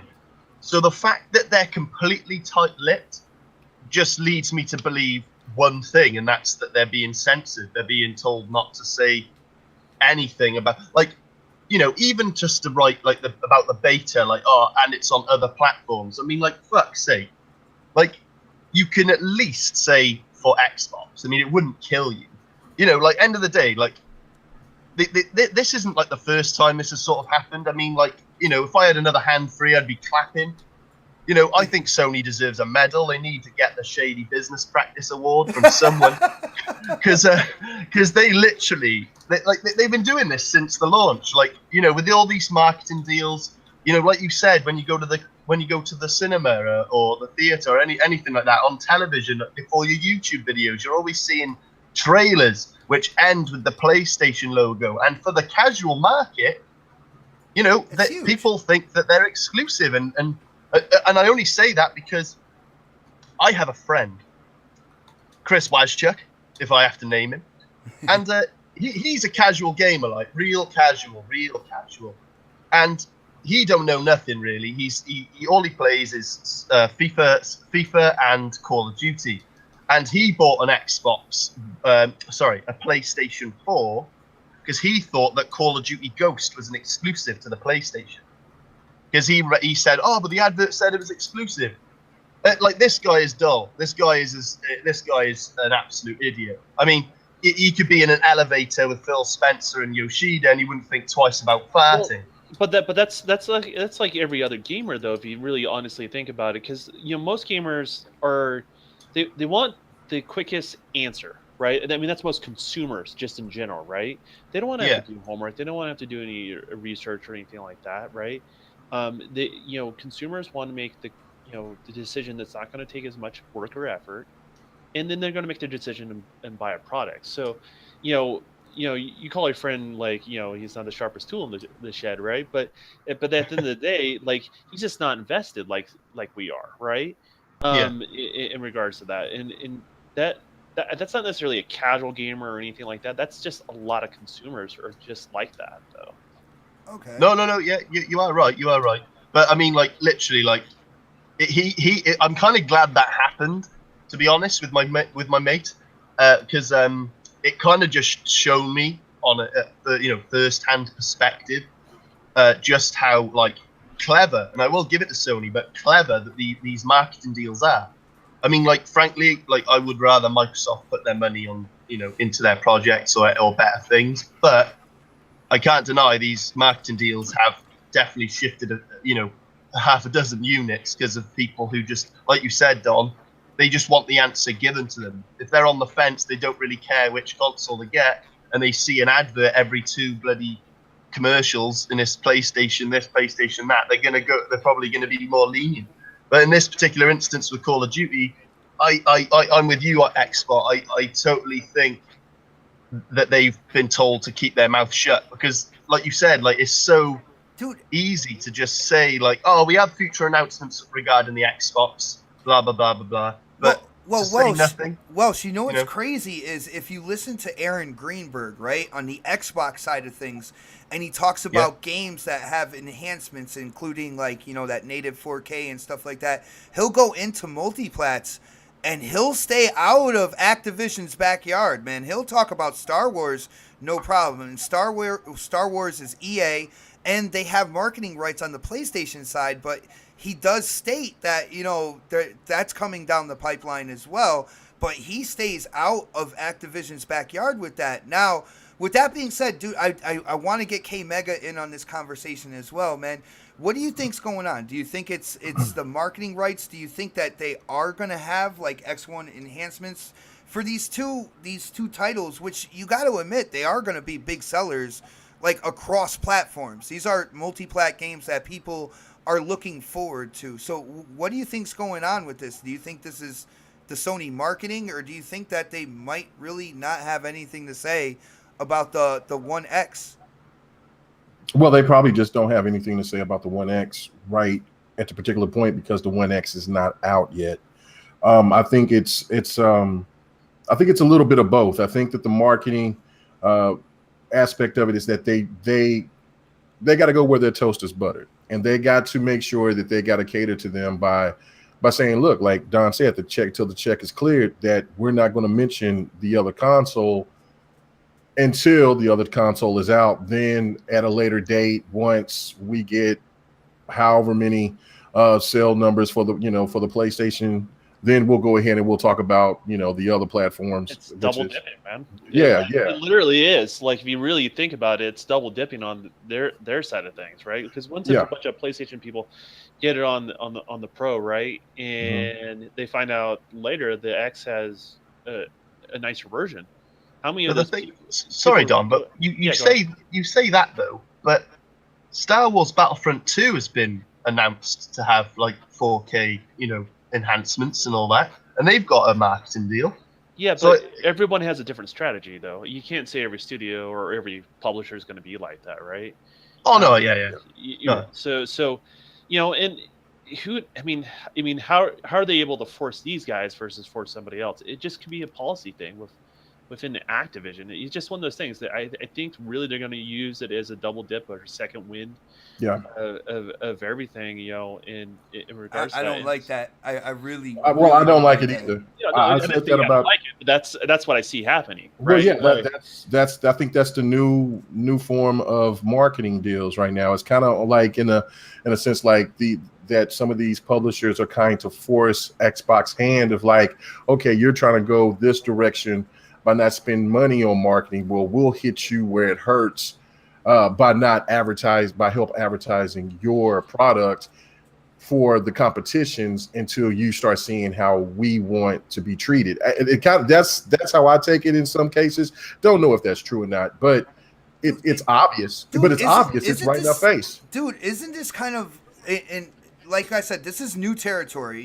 Mid-gen refreshes, more powerful consoles. The only thing that I can see that's close to this type of rhetoric or this type of craziness is the cell phone game. That's it. And it's scary. And it's not even that bad even with the cell phones. I mean, that there's between Apple and Samsung, there's a true disdain there. But they know that they're both needed in the I'm saying, for the bigger picture. But here. And this whole thing is because there's so much money that's allocated into gaming now. Gaming I'm saying? It's makes so more huge. than the movie business, man. Yeah, it's that now. It's that it seems like there's players that's putting in the position to say, look, this is what we want to do. This is how we want to do it. And the one thing I can say is that Microsoft is going to have to make some kind of decisions down the line to see if they really want to keep pushing the narrative that it's going to be Xbox first. Or are they going to try to have a little bit of both, which I think that they should. But yeah, this is obvious. This is blatant. This is blatant in my opinion. Yeah, definitely. I've been saying when it comes to third-party marketing deals and developing, new IPs and developing first-party studios, there definitely has to be balance out there. You can't go completely one or completely the other. Now, we look at Nintendo. Nintendo depends on their first party, but they are in a different world than any other kind of like platform or whatnot. But right. There definitely needs to be a balance. I think Xbox, Phil Spencer, they know that now. But to me, guys, I don't care when it comes to traditional marketing deals. It's all well and good, but when you either start completely stifling the developer, or if on the other platform, because of these mid-gen refreshes, you don't bring anything to the table on that other platform, if either one of those things is the absolute case here, I'm kind of scared for the future of gaming with gaming promotions and stuff like that, because like I said, you're leaving like a huge consumer base just kind of like out there on the plank per se, not knowing what the fuck's going on. Not knowing which way to turn or whatnot. To me, it's very concerning. But it is. I don't. If this was the opposite way, I wouldn't even. Even if this was like, let's say Microsoft had the marketing deal and they were doing this to Sony, I would be up in arms about that too. Yeah, me too. Because it's not right. This is anti-consumerism in my opinion. And I personally, I'm not gonna if there isn't any type of announcement coming out soon, or you know what I'm saying, or close to the launch of the X about, you know, Call of Duty having, you know, Call of Duty, or well, I'm not getting Destiny just because of what Destiny's doing, but if Call of Duty's not going to have the same type of, you know, going to pull this same type of stunt, I'm not going to buy COD. I'm going to pull my pre-order. Yo, K-Mega, man, I completely agree with you, brother. I completely agree with you. The fact of the matter is, if the shoe was on the other foot, we wouldn't hear the fucking end of it. And, No. Well, dude, at one point in time God. with Tomb Raider, it actually was. And where's the big gaming media in on this when like these enhancements, if they are in the pipeline, are absolutely silent. Like if it was on the other side, and you guys know me, I'm king neutral. I play both systems, all this and stuff. I do prefer Xbox. But when it comes down to it, yo, the big gaming media would not leave the developers of Tomb Raider alone. They would not leave the like people that worked within the Xbox division alone. They could be talking about a different game. They would try to swing the interview to Tomb Raider just to find out what the hell was going on, like what was going on with it, and if it was truly exclusive or if it was going onto Sony's platform, like stuff like that. If there's an unknown there. If it's on Xbox's side, then the media will hound. But where are they about situations like this, man? You know, before you get on to something, there's a dude in the chat. I've seen him a couple of times. he's over here telling us what we won't do. Why would we lie? You know what I'm saying? Why would we? We get paid to lie, Mega. What's wrong with you? I forgot. Yeah, Microsoft pays us because, you know. Who's this guy, K-Mega? I don't know. You wait, you get a check? Huh? No, I don't get a check. Well, you get a check? Yeah, what the hell? I'm sorry, man. I thought y'all knew. But anyway, regardless, it's ridiculous. I mean, when you know, nobody didn't force me to say if this was on the opposite side for the PlayStation. I didn't have to say shit about PlayStation if the shoe was on the other foot. That's just telling you, as a gamer, this is anti-consumerism, regardless. You know what I'm saying? I don't want any platform to be shunned out because of a marketing deal, because that right there that's what caused corruption. You know what I'm saying? And it's already starting to, yeah. Here's what's scarier than that. Let's say our worst fears come to play, right? Yeah. Support it's not there, right? Right. I'm afraid of like the backlash Activision is going to get. I think this could be one of those things that could break the straw that breaks the camel's back, right? Type situation. I really feel like this from a gamer's perspective, they would burn them at the stake. I think they're doing it comfortably with Call of Duty, knowing that in the end people are still gonna buy that shit. Mm-hmm. But hold on, yo. Before you go on, Don, I do want to get O-Snap's opinion on this. When it comes to the Call of Duty and the Destiny 2, when it comes to marketing, it seems to me like the developers can't say anything when it comes to these mid-gen refreshes. They can't say anything about their titles when it comes to Xbox One, if they're doing anything for that system, kind of like extra what they're doing with the PS4 Pro. They can't even say. It seems like they can't even say, like, you know, we'll have announcements down the line and stuff like that. How do you feel about like these types of marketing? Do you feel like to me, I feel like it's unfair. It leaves a certain group of gamers, of consumers, kind of like out in the dark. But how do you feel about stuff like this? Listen, Xbot, life isn't fair. Okay, Oh, but what you can do Kumbaya, is you can man. play on your PS4 or other platform starting September 1st. How about that? What is this other platform you speak of? You know, it's a spaceship, something. I can't speak of it. That's the thing. I mean, if the shoe was on the other foot, we'd be like, haha, and, you know, the other platform would be like, you know. I don't really care too much. I mean, sometimes it sucks depending on what it is, but it's really not a big deal. And people make such a big deal out of nothing, and then it becomes this big thing. And then here we are talking about it on the podcast. Not saying that it isn't a decent topic, but I feel like people take shit way too far lately, and I'm just like, shut the fuck up, because it just gets annoying. I understand O-Snaps, but my whole thing is, like I said before, we are treading very new water here. You know what I'm saying? We haven't had systems come out in the middle of the generation that you can do more with, and there's a lot of real new things here. You know, people are. I mean, we're gonna get into it in a little while about 60 frames per second, and I know you're gonna love that subject. Oh snaps! Oh no, I'm gonna actually step away during that subject. But like when it comes down to it, I am looking at it like probably a little more closely than maybe I even should. I don't Yeah. know, but I want to see where the trend is going, and I want to see how the gamers are going to be affected by this. And you know, You know what? I'm gonna cut you off there. I really feel like people just need to let go of the whole bias media bullshit and pay attention to your own news, your own community, and help people out there. Instead of pointing out what wrong other people are doing, you could be using that energy to focus on something positive and start like building up something real. Like we don't have to sit there and point the finger and say, "Hey, they're biased," and talk about them 24/7. That's a waste of our breath. But Snaps, this is the problem. Some of the people that they might listen to in their own community, they might be corrupt as well. They might just be part of the clickbait problem as no, I've seen some clickbait problems. I mean, we've seen them. I mean, But you know what I do? I don't pay them any mind, and I'm getting over it because I'm so tired of like people pointing the finger saying, "Oh, bias media here, bias media there." Like, if you let it go, then the problem's gonna go away. Like, yeah, you're still gonna have the bias media, but people aren't gonna talk about it. So therefore, there isn't gonna be any more clickbait for it because eventually people are gonna get so sick of it that they're gonna be like, "Hey, let's find something else to clickbait about." You know what I'm saying? It's like, if you feed it the energy, it's going to keep growing and growing, and people are going to keep abusing that whole. So it's only as much weight as you give it, is what you're trying to say. Basically, yes, absolutely. That's just my opinion, though. I mean, I got you. It's not. But if it's not, but if it's not exposed, then how will people know? But how long are we going to expose it for?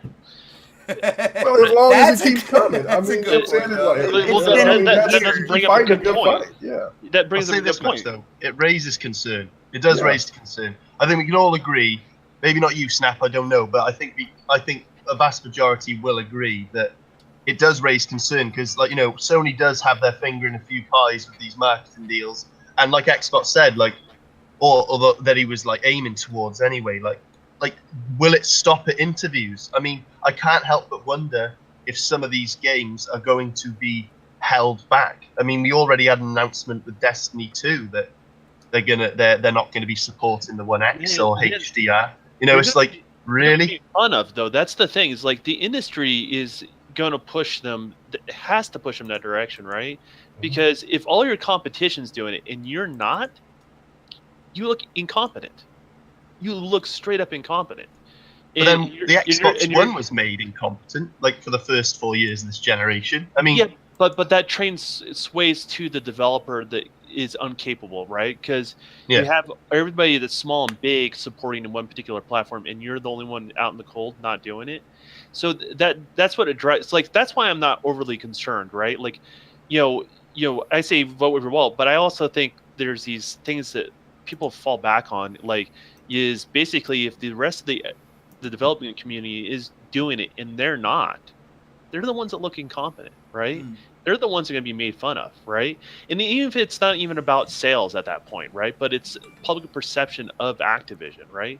And it's cheaper just to do the support at that point down the road versus doing that same sort of thing down again, right?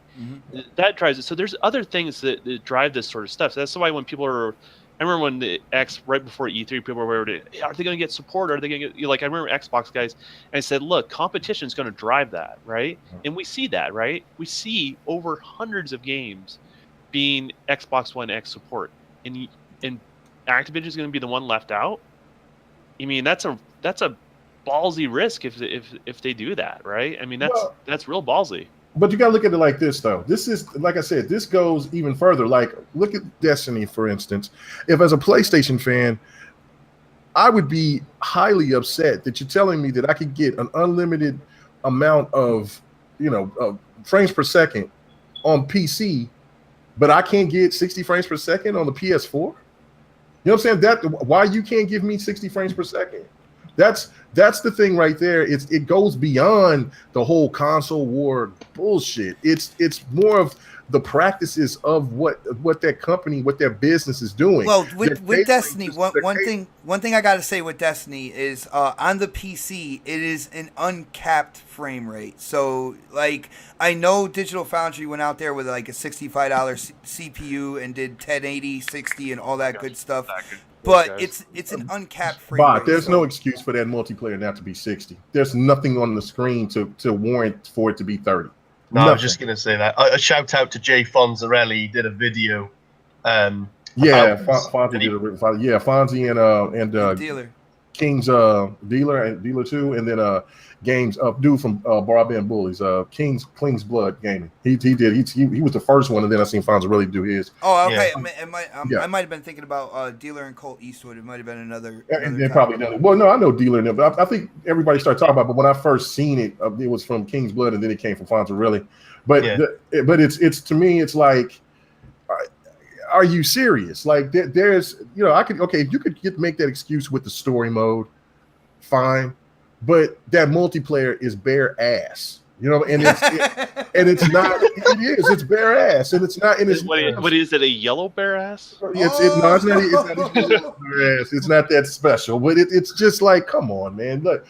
I don't know if it's like actually being lazy. I don't think it is. I just think it's them just not wanting to bend on whatever that they do when they're making their games, and I find that to be very problematic. Well, what's interesting I'd about say laziness comes to mind. So sorry, Here's Don. I keep cutting you in half. No, you're fine. No, we're gonna end up we're doing used all to that, night. man. Trust.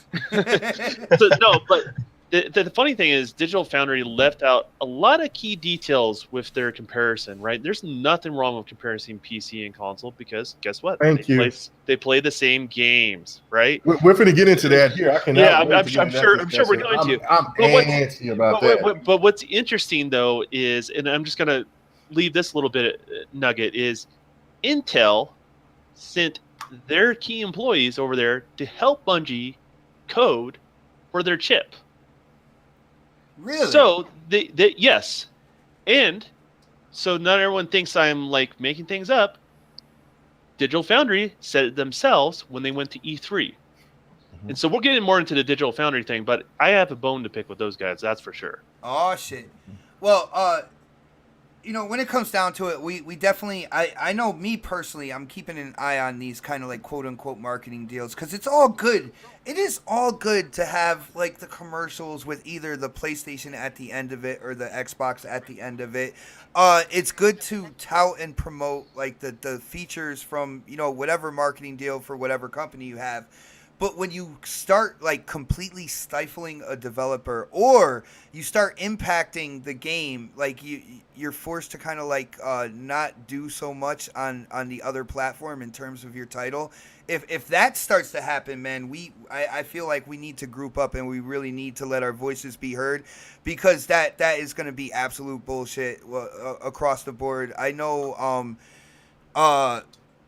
Sony guys in the beginning of this generation, when it came to overall resolution, screamed no parity and pump the game up as much as you possibly can and stuff like that. Mm-hmm. And now that power shoe is on the other foot. It'll be interesting to see how everything's going to move going forward. But yeah, let's get into that next topic. And it seems that lately, ever since the Xbox One X has been unveiled, ever since we started getting information about it, this, that, and whatnot, it seems that the gaming media and certain fanboys have decided to bring PC front and center when it comes to game comparisons, when it comes to hardware comparisons, and a lot of it revolves around frames per second. And I've seen the gaming community start to really back up that whole FPS argument.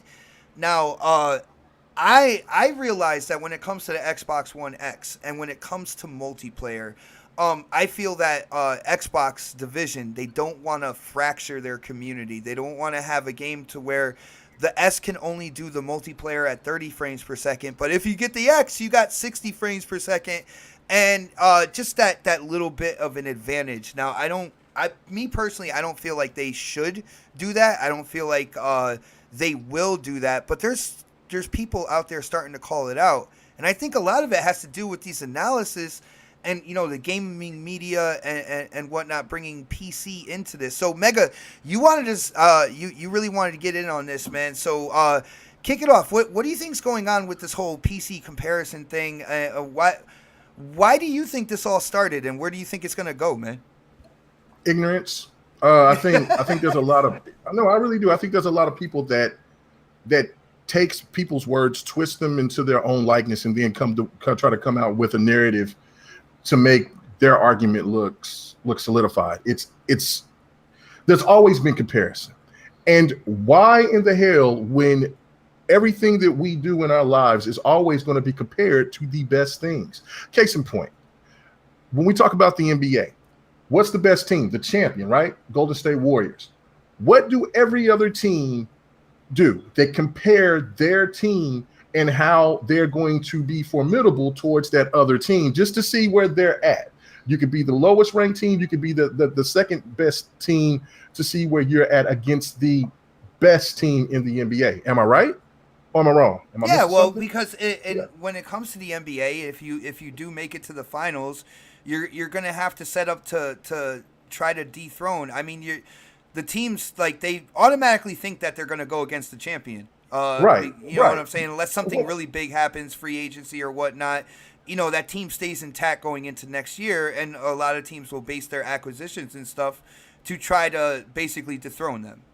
Right. And the thing of it is that but there's always been a comparison. That was my main point. But it's the thing of, like, with cars, it's like, when you have one of the best high class modeled cars from whatever that company that makes those type of cars that is the standard, and all other cars are talked about from the top down.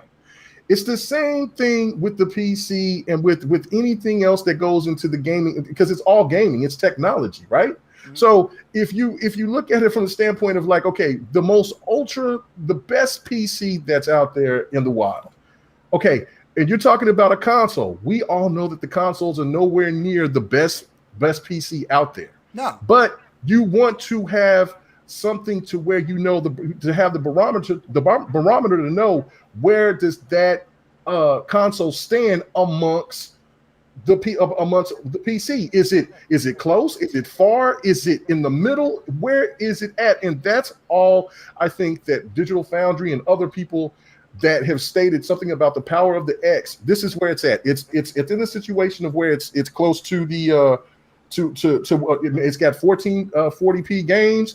It can have games that's going to be 4K. It's going to have this, and people can judge it for the price of the system and how much the price of your PC is, things of that nature, to where people can decide what they want to purchase. But it seems like people get so pissed off when you do that comparison, which it makes no fucking sense at all, because we always compare something at the end of the day. Yo, and I'm gonna jump in and keep on going, but I'm gonna let everybody else, because I wanted to be real long about this, but I'm just man, I've never heard this ignorance. Get fired up, man. Sniff those pixie sticks. We're going in. I have no fucking idea what the fuck people be thinking about. Let me ask K-Mega thing so you can get a little bit more out of its system. I'm gonna drop a bomb on you guys. So if you're gonna compare PC to console, right? Yeah, right. Do you compare based on price, or do you compare on the most demanding game and what hardware is required to run that demanding game at the same level? What? Me myself, I'm judging off of just the price aspect of it, because people were trying to justify that it costs less to buy a gaming PC than to pay for $500 for the Xbox One X. And when you go back and you look at the things that the Xbox One X can do compared to what you have to buy for the PC, that's where I made my stance of, like, man, this thing is affordable, and you get more bang for your buck. Of course, when you want to talk about the where PC is unlimitless, we get that, but you have to spend thousands of dollars in order to get that. Okay, check this out. All right, a 4K card last year cost $1,300. Now I think they're around like $750. Okay, they dropped the price. Yeah, they dropped the price. Now, if you want to get If you want to have 1440p gaming, you can go and get the AMD Ryzen 1600X for around, and that's just the chip. And that's for like $239 to $300. If you also, you know what I'm saying, also you got to get the graphics card.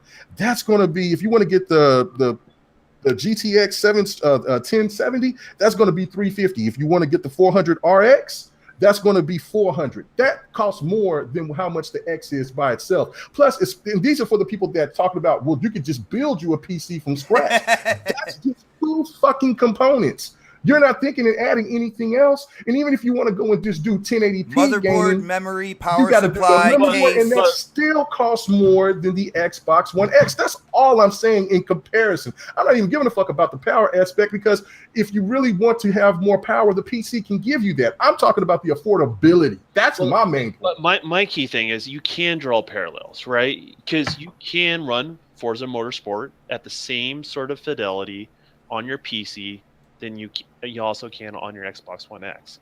The question is, what is it required to do that, right? Right. That's the most demanding game that we know of so far, right? So if you build Snaps, something, this is probably not going to creep by. I just want to let you know. So if you build your PC around the most demanding game where you're trying to draw that parallel, then you have a PC that can run all the other games that X can do, right? At the same fidelity.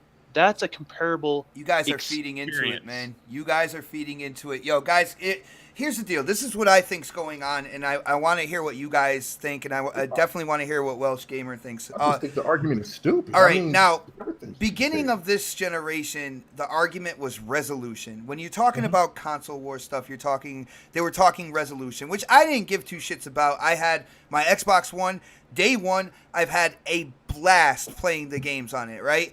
So now when they show the X, right? You have the Pro out and they show the X, and now there is a jump in power. So people started talking about the no games argument, but that's only gonna last so long. So when it comes to the big gaming media and the fanboys out there, I think they decided. I don't think they came up with in a committee. I think the gaming media started this whole thing, and then fanboys kind of followed here. Well, man, what are we going to do? Like, there's no more resolution argument. The no games argument, by the time we get to 2018, we can't even argue about that shit anymore. What are we going to do? Here's what we'll do. We'll throw all consoles under the bus and put the spotlight on PC. And then talk about, well, why can't the X do 60 frames per second on a game, knowing that the family of hardware, right, that you're not going to want to fracture this. I think this is another step in what they call the console war, fanboy wars, where if we can't argue about resolution, if that no games argument is only lasting so long, here's what we're going to do. We're going to throw all the consoles under the bus, and we're going to talk about PC, and we're going to tout it as the best thing, and why aren't more people getting a PC and stuff like that? Why are you spending like $500 on this system when knowing that system is a great deal for the performance and the power that it has? See, I think what you're saying is a different conversation than what me and K-Mega were talking about. Okay. To be honest with you. But I 100% agree with you. And that goes back to the whole digital foundry thing that we were talking about earlier, right? Mm-hmm. I know we know for a fact, based on digital foundry, they were told that Intel helped out Bungie with optimizing their game engine for their chip. Simple as that. That's the reason why that game scales so good at a high frame rate on all Intel chips. What's interesting is Digital Foundry could have built a PC very similar with AMD hardware with a 30% overhead compared to a PS4 Pro. They've done it before on their channel and could have done that same comparison with frame rate. But they chose not to for a reason, because of the X factor. The X factor is the Intel chips were basically, they were helped out by Intel. At the end of the day, that's what it goes on. And so the AMD chips, and I can tell you from my personal rig, on those. My personal rig, my Ryzen 7 destroys my Intel chip in a lot of tasks that I have to do. When I ran the Destiny beta, it did not run as well on the AMD chip as it did on the Intel chip. Wow. One PC rig has an i7 1070. The other one has a Ryzen 7 and with a 1080 in it. Capable rigs. Yeah. And I can honestly tell you, the Intel one ran considerably better. Considerably better. That's crazy. So basically, they went out and they said about this like cheap CPU or whatever. They just kind of left out the fact within that video that Bungie worked with Intel to make sure the PC port of this game was optimized for that CPU as opposed to an AMD kind of like Ryzen CPU situation. Yeah. Right? So and if people in our audience want to cross-reference what I'm talking about, right? Go to the video bomb right there, man. Go to the video that Digital Foundry put out about Destiny at E3, because they did a PC. They were able to do play the PC build and all that sort of stuff. And what's funny is the developer still didn't even trust them to capture footage there. They had to provide them with footage. That's so the industry really doesn't trust those guys, to be honest with you. To put it in perspective as well. Like, they're not very much a trusted source within the industry. So, and this is coming from, this is a Pro Xbot, podcast, right? Pro Xbot podcast, that's right. We do cover other platforms, but, obviously that's where our excitement is, right? Mm-hmm. And this is coming from right after they gave the Xbox One X praise. I do not like Digital Foundry in every aspect. I don't think they're professional in any sort of way, and the industry feels that way as well. And they, when you give a book report, right, you have to give the who, what, when, where, and why, right? Mm-hmm. They keep forgetting the why, or they give you part of the why. And what they do, and this goes to what Xbot was saying, they want to stir up the fans out there, right, to make what they're saying relevant. Right, and then leaving that little bit of information that the game was Intel helped them optimize on the PC. That bit of information totally changes the perspective that video they were trying to do. They were trying to stir up a bunch of people, saying, "Hey," and I'm not saying that Bungie could get it to 60 or why are they not getting it to 60. That's a whole nother conversation, right? Mm-hmm. But they're trying to stir up the pot, right, and get people, get people just up in arms about it. Because it is something that people are insecure about. And I would say people that are very pro 60 don't have a complete understanding of it, to be honest with you. And people are very, no, don't segment the market. I don't think they have a complete understanding of it. Even only from my development background, in experience and learning the hard way, I have a better understanding of it now. And my stance is, if a game is built from 60 frames per second from the ground up, it's a much different game than something that's tacked on. Mm-hmm. It is completely different, right? Destiny still feels slow on the PC. Your look around speed's a little quicker because of your mouse and because you have a higher frame rate, but the game still runs slow. You move on the map slowly. You have a higher refresh rate, but you still move slowly, and that's a design choice designed around 30 frames. Yeah, you've been stating that from the beginning though, because this whole frames per second thing has kind of been bubbling up. But I do want to, Mega, after hearing what Don said about Bungie kind of like optimizing the PC port for Destiny 2 with the Intel CPU, I want to know like what you think about that, because to me, I feel that that's kind of like a bomb dropped on the next podcast, man, to really put that out there. I haven't heard anybody say anything about that. Yeah, well, it is, and you won't, because people tend to lean to Digital Foundry for their own personal interest. I'm saying, I don't care what Digital Foundry says, yes, and positive or not.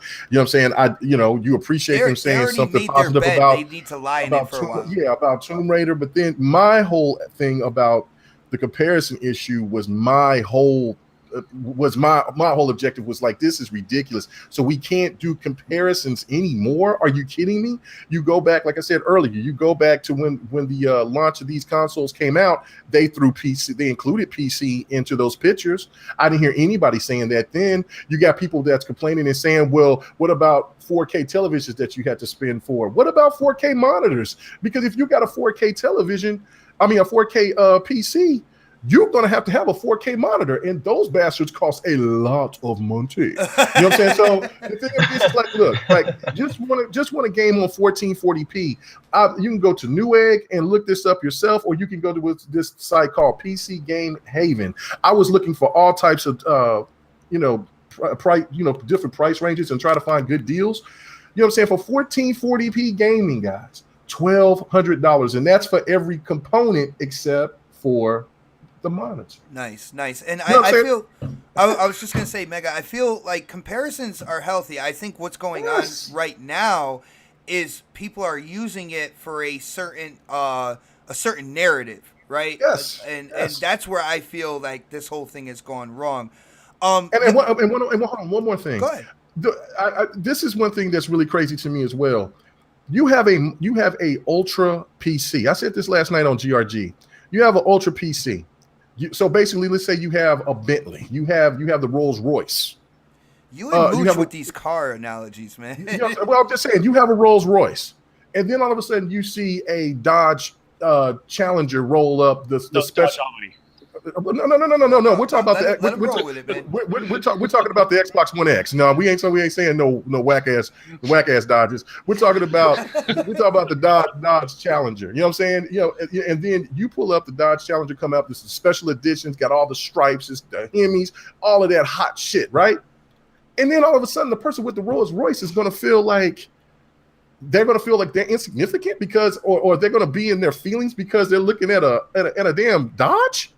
That's exactly what the PC race is doing. Well, I shouldn't say race, but the elitists are acting like fools. You have a monster unit. You have the best of the best. Why would you even compare? Why would you even be mad or want to come down and say anything about a console? They're getting That's stirred what up, I'm not understanding. It's ridiculous. You know what's crazy? If you have a lot of money, most people that have a lot of money usually don't brag about it, right?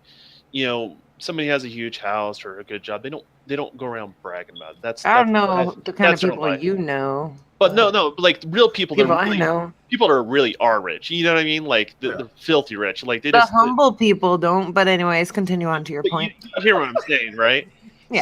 So if you're bragging about your PC, or you're upset that someone else can play what you can play on a different platform, right? Then that's an insecurity. Like that's at the end of the day, that's an insecurity. Like that's, I thought you guys were talking about, high level detail on your PC, and now and this is a natural process. Every time consoles get more powerful, it drives the industry forward, right? Yeah. It drives the PC market forward. Every time the PC guys are willing to spend more money on a graphic card, they subsidize the cost of my new console. Yo, Don, not for anything. I love the point in time when it comes to gaming, and it's a cycle. I love the point in time where PC and console gaming are close, because I feel like you said, I feel like it drives everything forward, man. Well, if you look at the 360. Hey, sorry, I'm choking on my water. But if you look at the 360, right? When it came out, it was equally compared to a lot of $500 PC cards. Yes, Blaze is insecure with his PC. So was the PlayStation 3 as well. Yeah, and those are really powerful cards at the time. Matter of fact, those are top-notch cards. Guess what the Xbox One X is now being compared to with just that one game we're talking about, Forza Motorsport, right? 1080. GTX 1080. How much is the baseline GTX 1080? Around $500. About 500. So this is not the first time. This is not the last time this is going to happen, right? In regards to that, and yes, PC you can run higher frame rates if you want to do, but it's people look at it as an advantage, but the reality, it's not an advantage on the PC side of things. It's just how they develop on the PC side of things, right? Snaps is being a troll in the chat, by the way. What is he doing? Was it 4 guns pointed to your head? FPS? Oh yeah, I forgot about that. That was like 2 minutes ago. No, go for it. Come on, man. Go ahead. Right, we are still talking about the narrative, aren't we? The PC. Yes. I don't. We just kind of jumped around. Yeah, we just kind of jumped around. No, yeah, that's cool. Just wanted to make sure. But personally, basically, I mean, not knocking anything you guys are saying purely because I haven't got a fucking clue about PC. I was But, wondering why you were so quiet, man. Usually, if you have something, you're like, and then you come in on it. No, honestly, mate, when it comes to PC, and frankly, my stance for PC when it comes to the gaming community is it's basically a leper in a Roman Colosseum. Like, no one wants to sit next to him. I'm not trying to be nasty here, but they've never wanted to be associated with console gamers as far as I fucking remember. So, all this time we've had Digital Pony, and I will continue to call them Digital Pony, comparing PlayStation 4 and Xbox One, and like we said before, counting grains of sand, blades of grass. They were very sinister, clinical, and precise, and bloody couldn't wait to point the smallest differences out all the time. But now the Xbox One X is out, and it's a significant change. No one's doing it anymore. All the media sites that were riding Yoshida's penis, they're all bloody moving the goalposts. Basically, it's now you can't compare it to the Pro; it has to be compared to the PC. And to that, I say bullshit. You cannot. In my opinion, I don't think, and that's nothing against what you said, K-Meg. I know what you were saying, but I honestly, personally, do not think, unless it's a price point comparison, like a PC at $500 versus the Xbox One X at $500, unless it's like that, I really do not see the point in comparing consoles to PC. I think it's a never, it's a double-ended sword. It's stupid. I think in a certain aspect, it's healthy to compare it, because when it comes to the PC, there are so many variations out there, GPUs, CPUs, and stuff like that, to kind of see where in that range like these consoles are fitting in. To me, I feel is healthy. Now now correct me if I'm wrong. What I think you're saying is I think you're kind of in agreement with me, where they can't talk about resolution anymore. The whole no games situation, it's only an argument that can last so long. That's a very small argument. I mean, we could look at, the past 3 years and the new IPs and the exclusives that have come out on the Xbox One, and I know a lot of people are happy with the offerings, to the point where we're yelling in social media for sequels for like Sunset Overdrive, Quantum Break, Rise, and stuff. We want sequels to those new IPs that we got beginning of this generation. But I feel like the big gaming media and then the fanboys kind of followed suit on this. It's like, well, damn, if we can't argue about resolution, if we can't really argue no games, because, they showed that the beginning of next year into spring, they got quality titles coming out, all this good stuff. The next thing we're going to do is we're going to just basically squash consoles, and we're going to praise PC and the 60 frames per second, and all that stuff. So you're in agreement with that whole situation? Is that Mate, Xbox, you're saying it bang on, mate. You're absolutely bang on. End of the day, these media sites, let's not forget, these media sites are the same media sites that have been riding that pony all this time, pointing out every insignificant difference. Even when it was like just the PlayStation 4 fat and the Xbox One fat, PS4 vanilla, Xbox One fat, barely any difference at all, at least not to the naked eye. But these media sites, Digital Foundry, they were pushing the power and resolution narrative, and they've painted themselves into a corner because, like you said, they can't argue. They cannot promote PlayStation 4 Pro as the most powerful system, so that's out of the way. They can't start the whole no games argument, no matter how many ponies want to list. Say there's no games, because like you said, we've got a handful of games coming this side of Christmas, but we got a great lineup next year. So that's out of the way. So now it's like, oh shit, okay, let's just pull PC into the fold. Here's the thing: is if you want to talk with the PC for whatever reason it may be, right? Well, you know what? I don't really, and personally as a developer, I don't care what platform you play on. I don't care if it's PlayStation, Xbox, or a PC, right? Then buy a PC and play on it. Right. That's all I'm asking. In regards to that, you shouldn't be complaining. And if you're complaining about Play Anywhere because Xbox, exclusive things, and you're touting up PC, that's a good thing for you. You should be talking that up because now you love PC, right? So, like, my thing is, like, if you're gonna talk something up, buy it. I'm just waiting for him to say this. I'm just waiting for them to say this when the PlayStation 5 come out, and see how they feel about this when the PlayStation 5, if it's more powerful or still You're on gonna the be same waiting a level while, of man. but you hear my point. I can't wait for that narrative to come. Because the PC people will still say the same thing. And you know what I'm saying? And they're going to come after and talk about, peasantry. By that time, there's going to be better cards, and you know what I'm saying, you have a more better PC experience or whatever. The thing of it, I think, Welsh, that you're not getting from what I'm saying, I'm talking about the price point and having a comparison of where the Xbox One X is compared to that wide range of computer. Yeah, the wide range of hardware that's available. Where is it at? And that's where I'm saying, Mega, and what's the price level? And that's why I'm saying in comparison, there shouldn't be a problem with that. No, that's where I'm saying it's healthy. Where I'm saying where it's going bad is where, the media and then these fanboys are kind of using it and twisting its direction now. And that's where it's unhealthy. It's good to measure because, I mean, let's be honest here. When it comes to PC gaming, now we all, as console gamers, we love the ease of use. We love kind of like that closed platform, for the game development where they truly utilize the hardware as opposed to on the PC side where they got to make a game that will adjust to all those variables. But it is a good kind of like measuring stick for where this hardware is, where this closed hardware is. In comparison.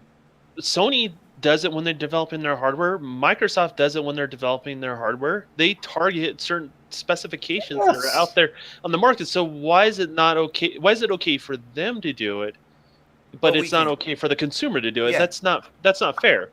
And there's nothing wrong with that. And like, there's nothing wrong with buying what you buy, right? Like, but let's just call a spade, right? That's what I'm saying. Yeah. And there's nothing, I've always been a big pro component, even when you guys have been knocking on it. And I saw the shortcomings then. I see where it's at now and where it's going to be here and where it's going to be next year. And you're getting $100 cheaper system that can't run the same native resolution or get the same assets as the X. That's fine. You saved yourself $100, and if that's what you want to do, that's fine. If you want to buy an X because you want the highest fidelity on a console at this given moment in time, that's great. With the better textures, lighting, shadows, and whatnot. Assets and all that sort of stuff.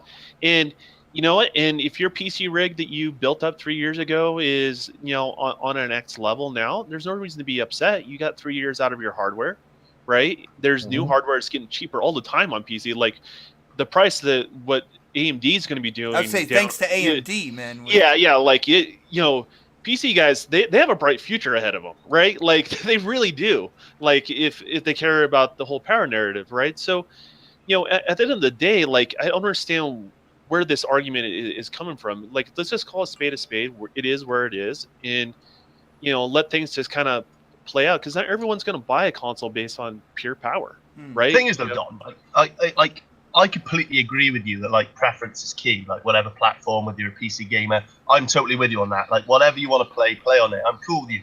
Whether you're a PlayStation gamer, Xbox, Wii, Switch, whatever. Game on, man. As long as you're happy doing it. Yeah. But when it comes down to this PC comparison argument, the thing I just don't want to see becoming a thing, although it kind of already is.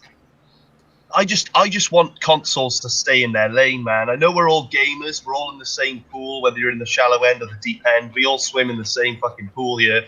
But still, I just don't want to see these comparisons. It's like, fair enough what K-Mega was saying about price point. Like, if you've got like a limit, like a cap limit, where you can actually compare the two on a similar playing field, so price, that much I can sort of, I can let that fly.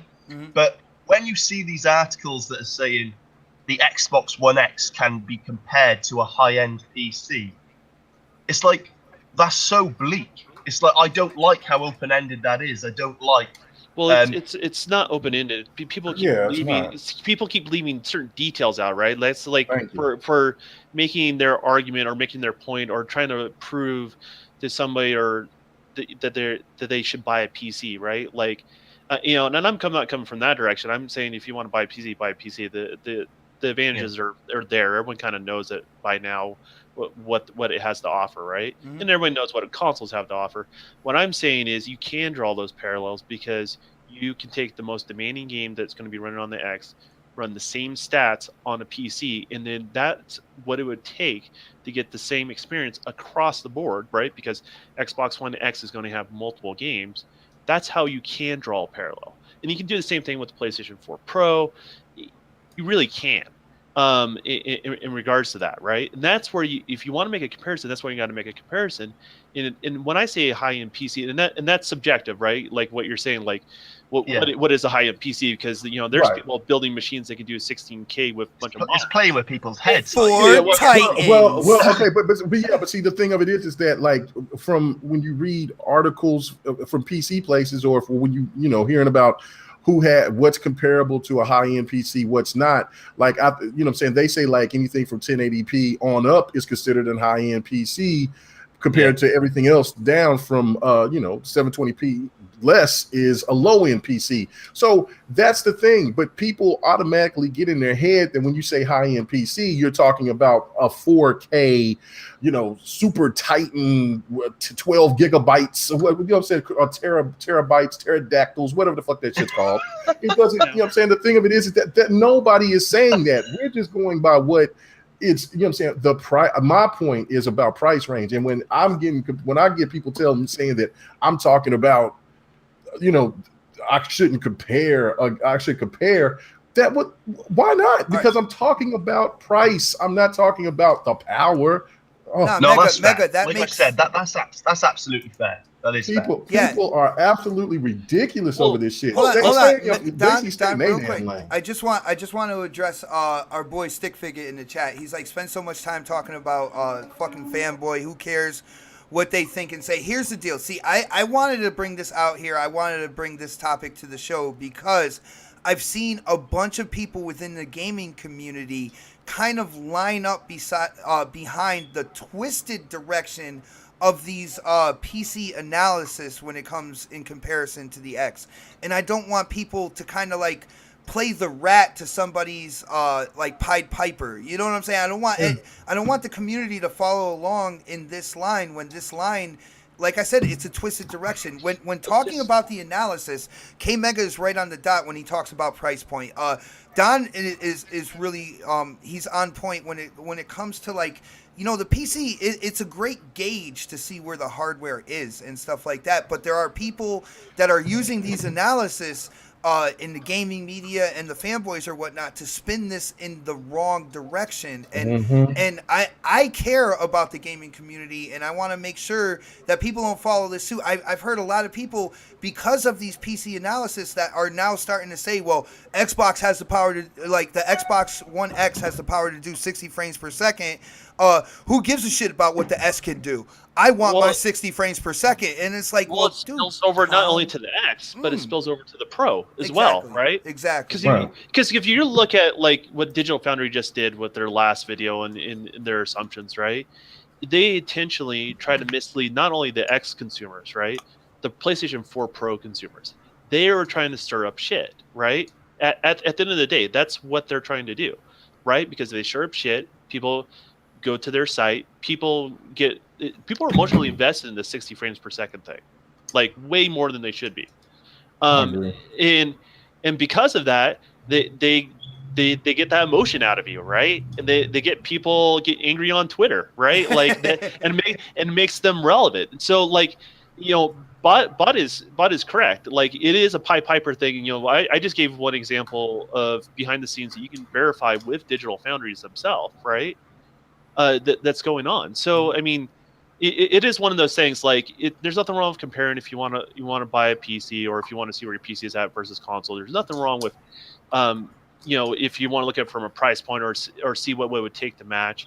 But at the end of the day, people are just going to buy what they want to buy, and don't get so much emotionally invested. Like, I've seen some people that really want to, they want the choice of certain things on their console, but reality is, maybe they are more of a Black PC Rider gamer. wants 90 frames per second, by the way.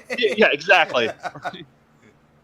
But maybe those guys maybe should be PC gamers, and I don't see that in a negative way, right? Because the PC space is a lot easier than it used to be, like just in the last 3 years. In regards to that, it's still a PC, it's not a console, right?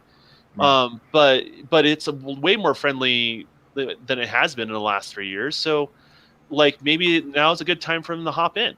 Yeah. I mean, if you really do care about that much. Yeah. Well, yeah, I mean that's the thing, and nobody's telling anybody what to buy, whatever, because getting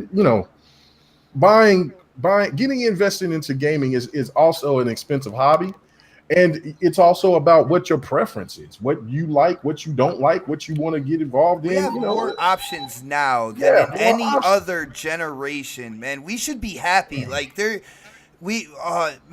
like the different platforms have come so close together with these mid-gen refreshes, what AMD is doing on the PC side of things. And dude, you just see more and more nitpicking throughout the gaming community. And it's like, come on guys, don't follow that guy there. Don't go down that direction.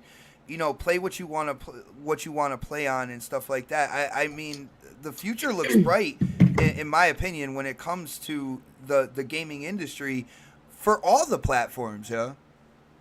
I agree. I'm just going to say this. People need to remember that Digital Foundry might be, whatever. They might be like gaming media, but at the end of the day, they're an entertainment channel. They're getting paid to bring you entertainment, not news, entertainment. Well, so while we have this big fucking dick waving contest going on, people need to keep that in mind. This is ridiculous.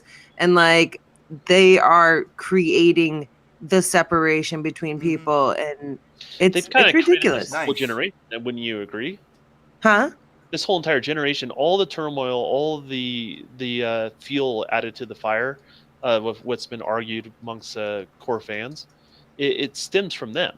Well, that's why I call them digital pony. They have literally been drumming the pony bloody drum this whole generation. They made this power war what it is, like on top of the fanboy. And this goes back to what I was saying before, though. If people just turn away from them and stop giving them attention, like, look at how long have we been sitting here talking about Digital Foundry, and I don't know how it started. I think it was frames per second, but it keeps going back to the gaming media. See how, like, this, I'm just trying to prove a point right now, and it's all come back around to the same thing, the biased media. So if we let it go, is what you're trying to say, right? Yeah, absolutely, cycle. Let me ask you this, Mel. I mean, this is where I'm at. Like, why are you wasting your time with Digital Foundry? Like, why don't, as a consumer, you just go look at what the game is, and you buy it based on what you see? Like there's some people that say they can't see the picture differences on Lara Croft in regards to the X. Well, I'm not going to argue with that person if they can't see it, right? If they can't see it, they can't see it, right? I can see it.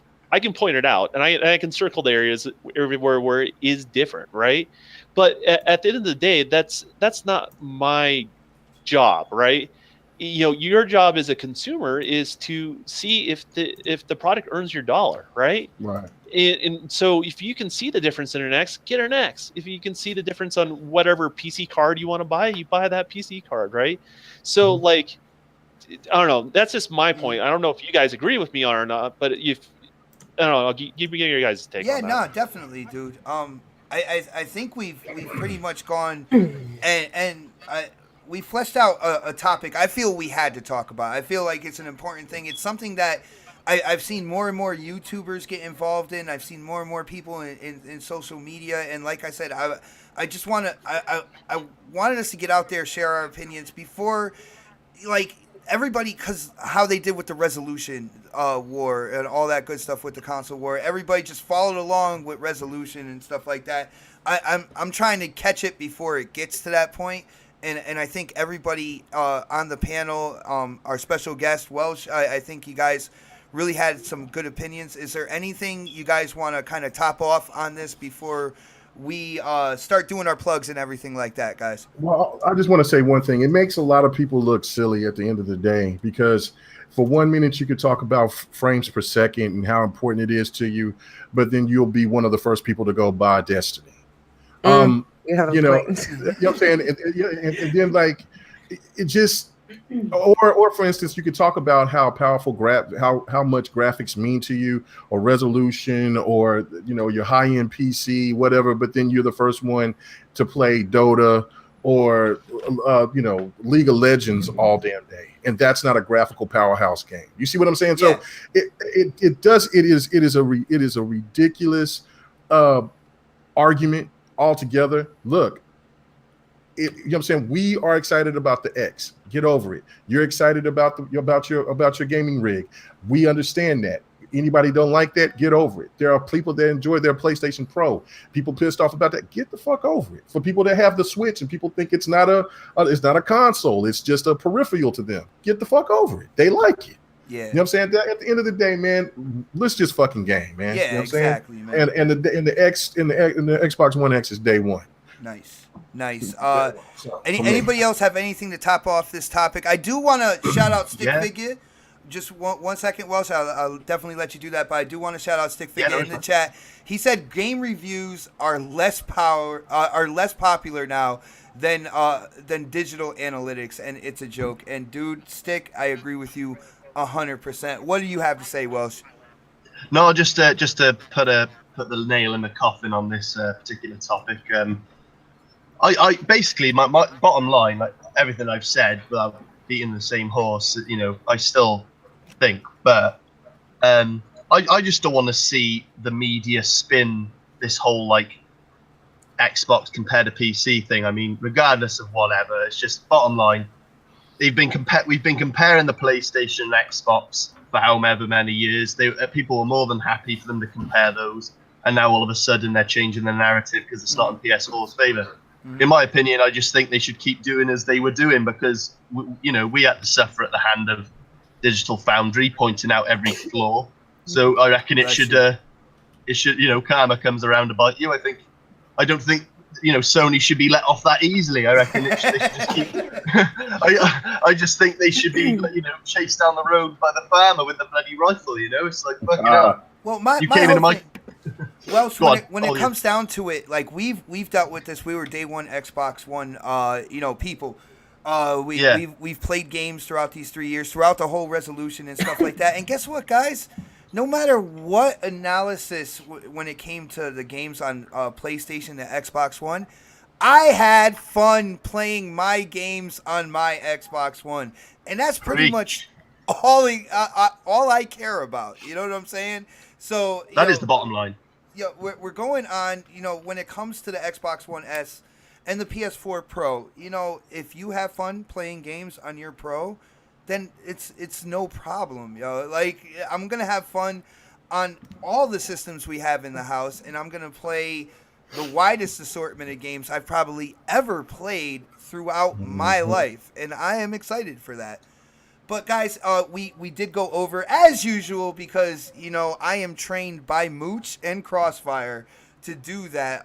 Guys, I had an absolute blast today. I think we hit some very important topics. I know we put O-Snaps to sleep a little bit. She really does not like that frames per second talk. But O-Snaps, when you did chime in on that, I thought you made some very valid points, and that's one of the reasons why I love having you live on the show. You bring things from a different direction, and I know, at least me personally, you cause me to kind of think about where I'm going with stuff, and you kind of keep me grounded with the stuff that you say. So I really do appreciate your opinions on the show, O-Snaps. Cool. All right. So with that being said, the Welsh Gamer, dude, I hope you had a lot of fun on your first guest appearance. I know I had a blast talking games with you.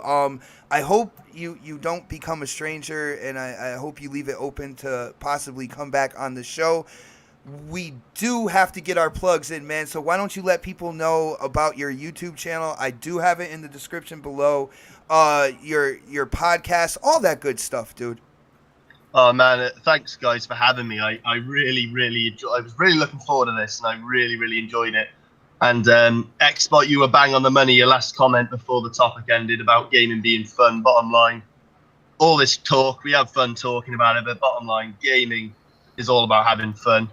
And this podcast was fun as well. I really enjoyed it. And this is the Welsh Gamer, home of the Dragon X podcast. My buddies Microbox X and Erock X. Hopefully you like my content, and if you like it, drop a sub. I hope to see you in the comment section. Thank you very much for having me, guys. Really appreciate it. Nice, Welsh. Man, you spoken like a professional. Absolutely love it, dude.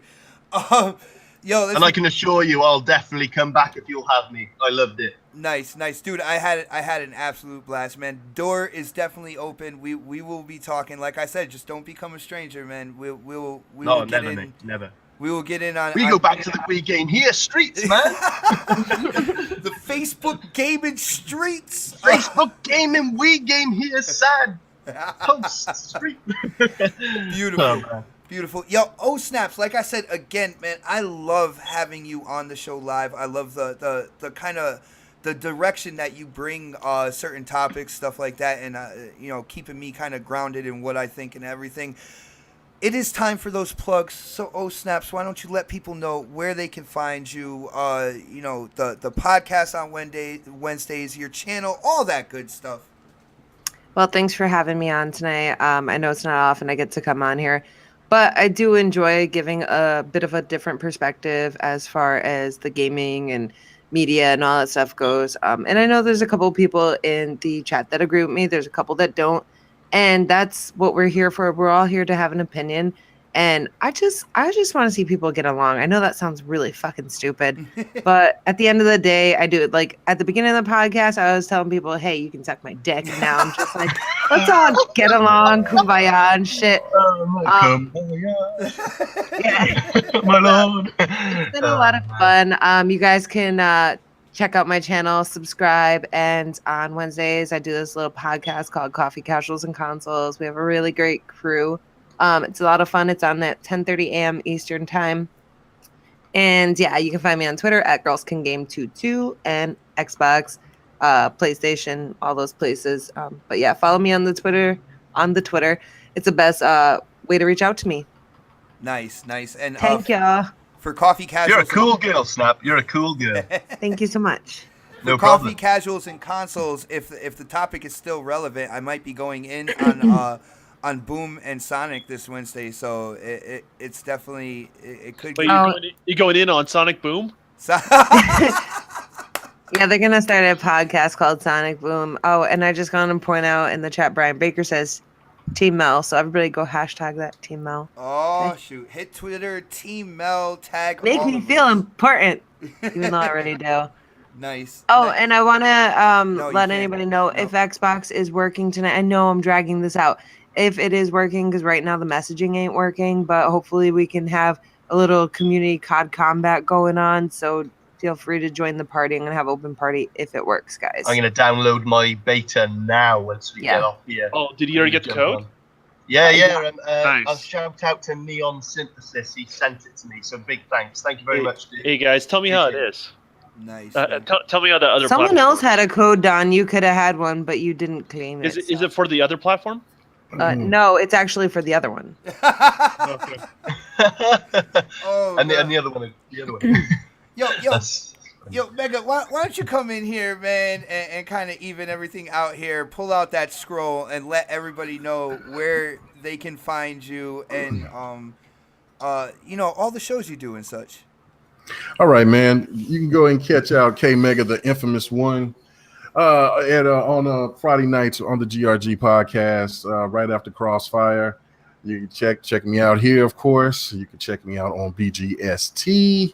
I don't know if we're doing Sundays and Mondays, just whenever we get the call to come in. Yeah, I know, right? So when they show the BGST signal, we ready to go. Or should I say BGSC? Dude, that is not my fault, man. Cap is hanging me, dude. Man. Those graphic gods font, man. And then, you know what I'm saying? If you want if you guys that really don't have a love for K Mega 45 and you want to hear K Mega against of the world, you can kick me out on the multiplayer because it's always me against somebody. But you know what I'm saying? I have a lot of fun there because it's the fun side of the console war that we just do. We just talk a lot of trash just to get a lot of air off our chest, man. It's just all about having fun, and that's on Z's channel on Thursday nights. Mm-hmm. And shout out to Intro Media Gaming and to all the supporters out there, man. Thank you so much for the support and love, for real. Nice. And that multiplayer podcast, it's kind of like an old school kung fu show where it starts one person goes after K Mega and then it starts to line up. But by the end of the show, like the entire squad is trying to get at him, man, and he's got to fight his way out of a gaming crowd. I'll be back next week. Will they catch K Mega today? Will they get him? Will they finish him off? You will not catch me this week. Dude, you gotta do that for the beginning of that show. K Mega is a straight up Samurai Jack of that show. Oh man, dude, Mega, it's always a blast talking games with you, man. I had a lot of fun tonight, dude. Oh yeah, That dude's K Mega. You're funny as fuck, man. I appreciate it, man. Oh yeah, and man, again, it's good to see Mel again. And her being male, she got sensitive at the end, a little nervous. Maybe she needs some cough syrup or something. She seemed like she was a little sick at the end. I'm usually male to go in and talk shit and have a knife up to Bot's throat. But she sounds like she's humbled down now. I don't know, pushing them cookies. It's been a stressful week. I'm sorry. Next time I come back, I'll bring the fire. Thank you. That's what we want. Come on now. And and to what I'm saying. To our boy, man, saying the WelshGamer, man, appreciate it. It's a pleasure to work with you, man. Finally, hopefully we'll get to do this again.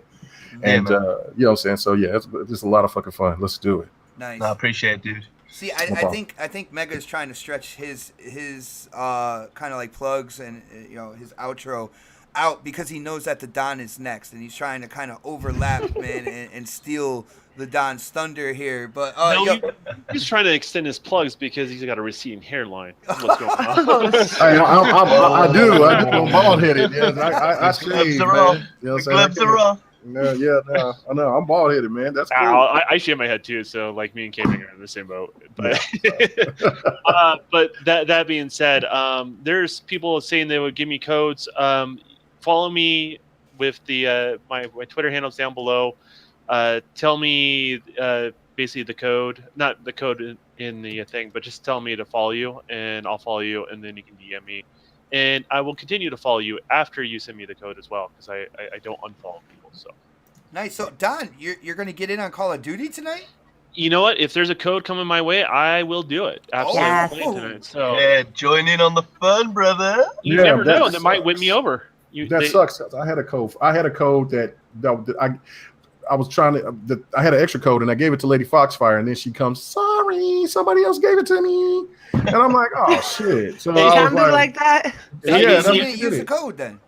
Hey, Neon. Well, I totally let it to give it to somebody else. If I knew that, I would have gave you the code. It's all good, man. Yo, I absolutely love what I'm seeing in the gaming community right now. When it comes to this beta, dude, I have seen on Twitter and everything like that, so many people be so generous and actually give out codes and stuff like that. That's what being a community is about, looking out for each other, and if we do have something extra, being able to give it out to people who are in need, who might have fun with this beta and stuff like that.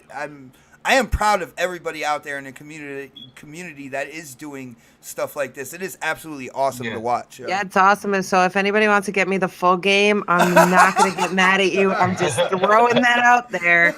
Shit. Still need the full game. I'm going to be mooching too. Yeah, from charity to mooching, man. What the hell happened here? Hey, any free game you want to give me, it doesn't matter. Just go ahead and pass that along. K Mega 45. Hey, I got shotgun here. I got shotgun. Yeah. You want to buy me the 1X as well? Why not? Yeah. Oh, wow. Shit. You going on the pay. Go ahead. I'll give you my PayPal. It's all good.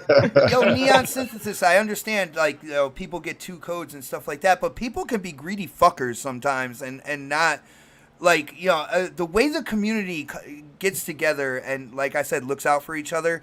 First of all, I see it so much on the Xbox platform, on Xbox Live and stuff like that. It's what I feel like the community is the best feature of the Xbox platform, and you guys do it time and time and time again. It makes me proud to be a part of this community, man. So I know that 2 codes come out, but nobody has to share shit. So to see that happen, it makes me proud, man. Definitely. Dude, shout out to August Cole. He's the one that just sent me the code. So follow that guy on Twitter and all that Oh, stuff. Diddy just threw a code in the chat. Woo! Nice. Nice. You guys are amazing. Yeah, you guys getting those codes. You better join us tonight. I know, I'm right? just gonna say You that, guys with right? those Like, codes, just make sure you send me a full game. Oh my goodness. Just playing. All right, so O Snaps wants the full game. WelshGamer wants an Xbox One X. Like, hey, here we go. We got Hey, a Megan shot. says, buy me give a me car. I'm any, not any opposed game, to any game that you want to give, that's fine with me. You know what I'm saying? K That's Mega cool. ain't picky. I ain't picky. Beggars can't be choosers in this motherfucker, man. Let's go. Yo, guys, on that note, it is Saturday, and I know the gamers got a game. People want to get their controllers in their hands. Guys, thank you again for checking out the show live, and for everybody else who checks out the show afterwards. I know I might have went in a little bit hard on that whole marketing deals. I just don't want it. There's certain things that I'm seeing kind of like unfolding, and I don't want them to be a standard practice within the gaming community, within these companies. And there are points in time where I feel like we really need to speak up and let it be known that we are not gonna settle for this shit. We're not gonna roll over, and I feel like with me having a voice out on YouTube and stuff like that, I have a responsibility to do such things. Guys, it has been an absolute blast tonight. Everybody in the chat, yo, thank you so much for your support. It is because of you guys that we come here every Saturday and try to give you the most entertaining, the most informational gaming podcast that we can deliver, and your support has been absolutely incredible. And like I say every Saturday, we will check you out next Saturday on the next podcast. Have a great weekend, everybody. Shout out to everybody in Houston, man. God bless y'all, man. Beautiful. oh, especially Predator. Yeah.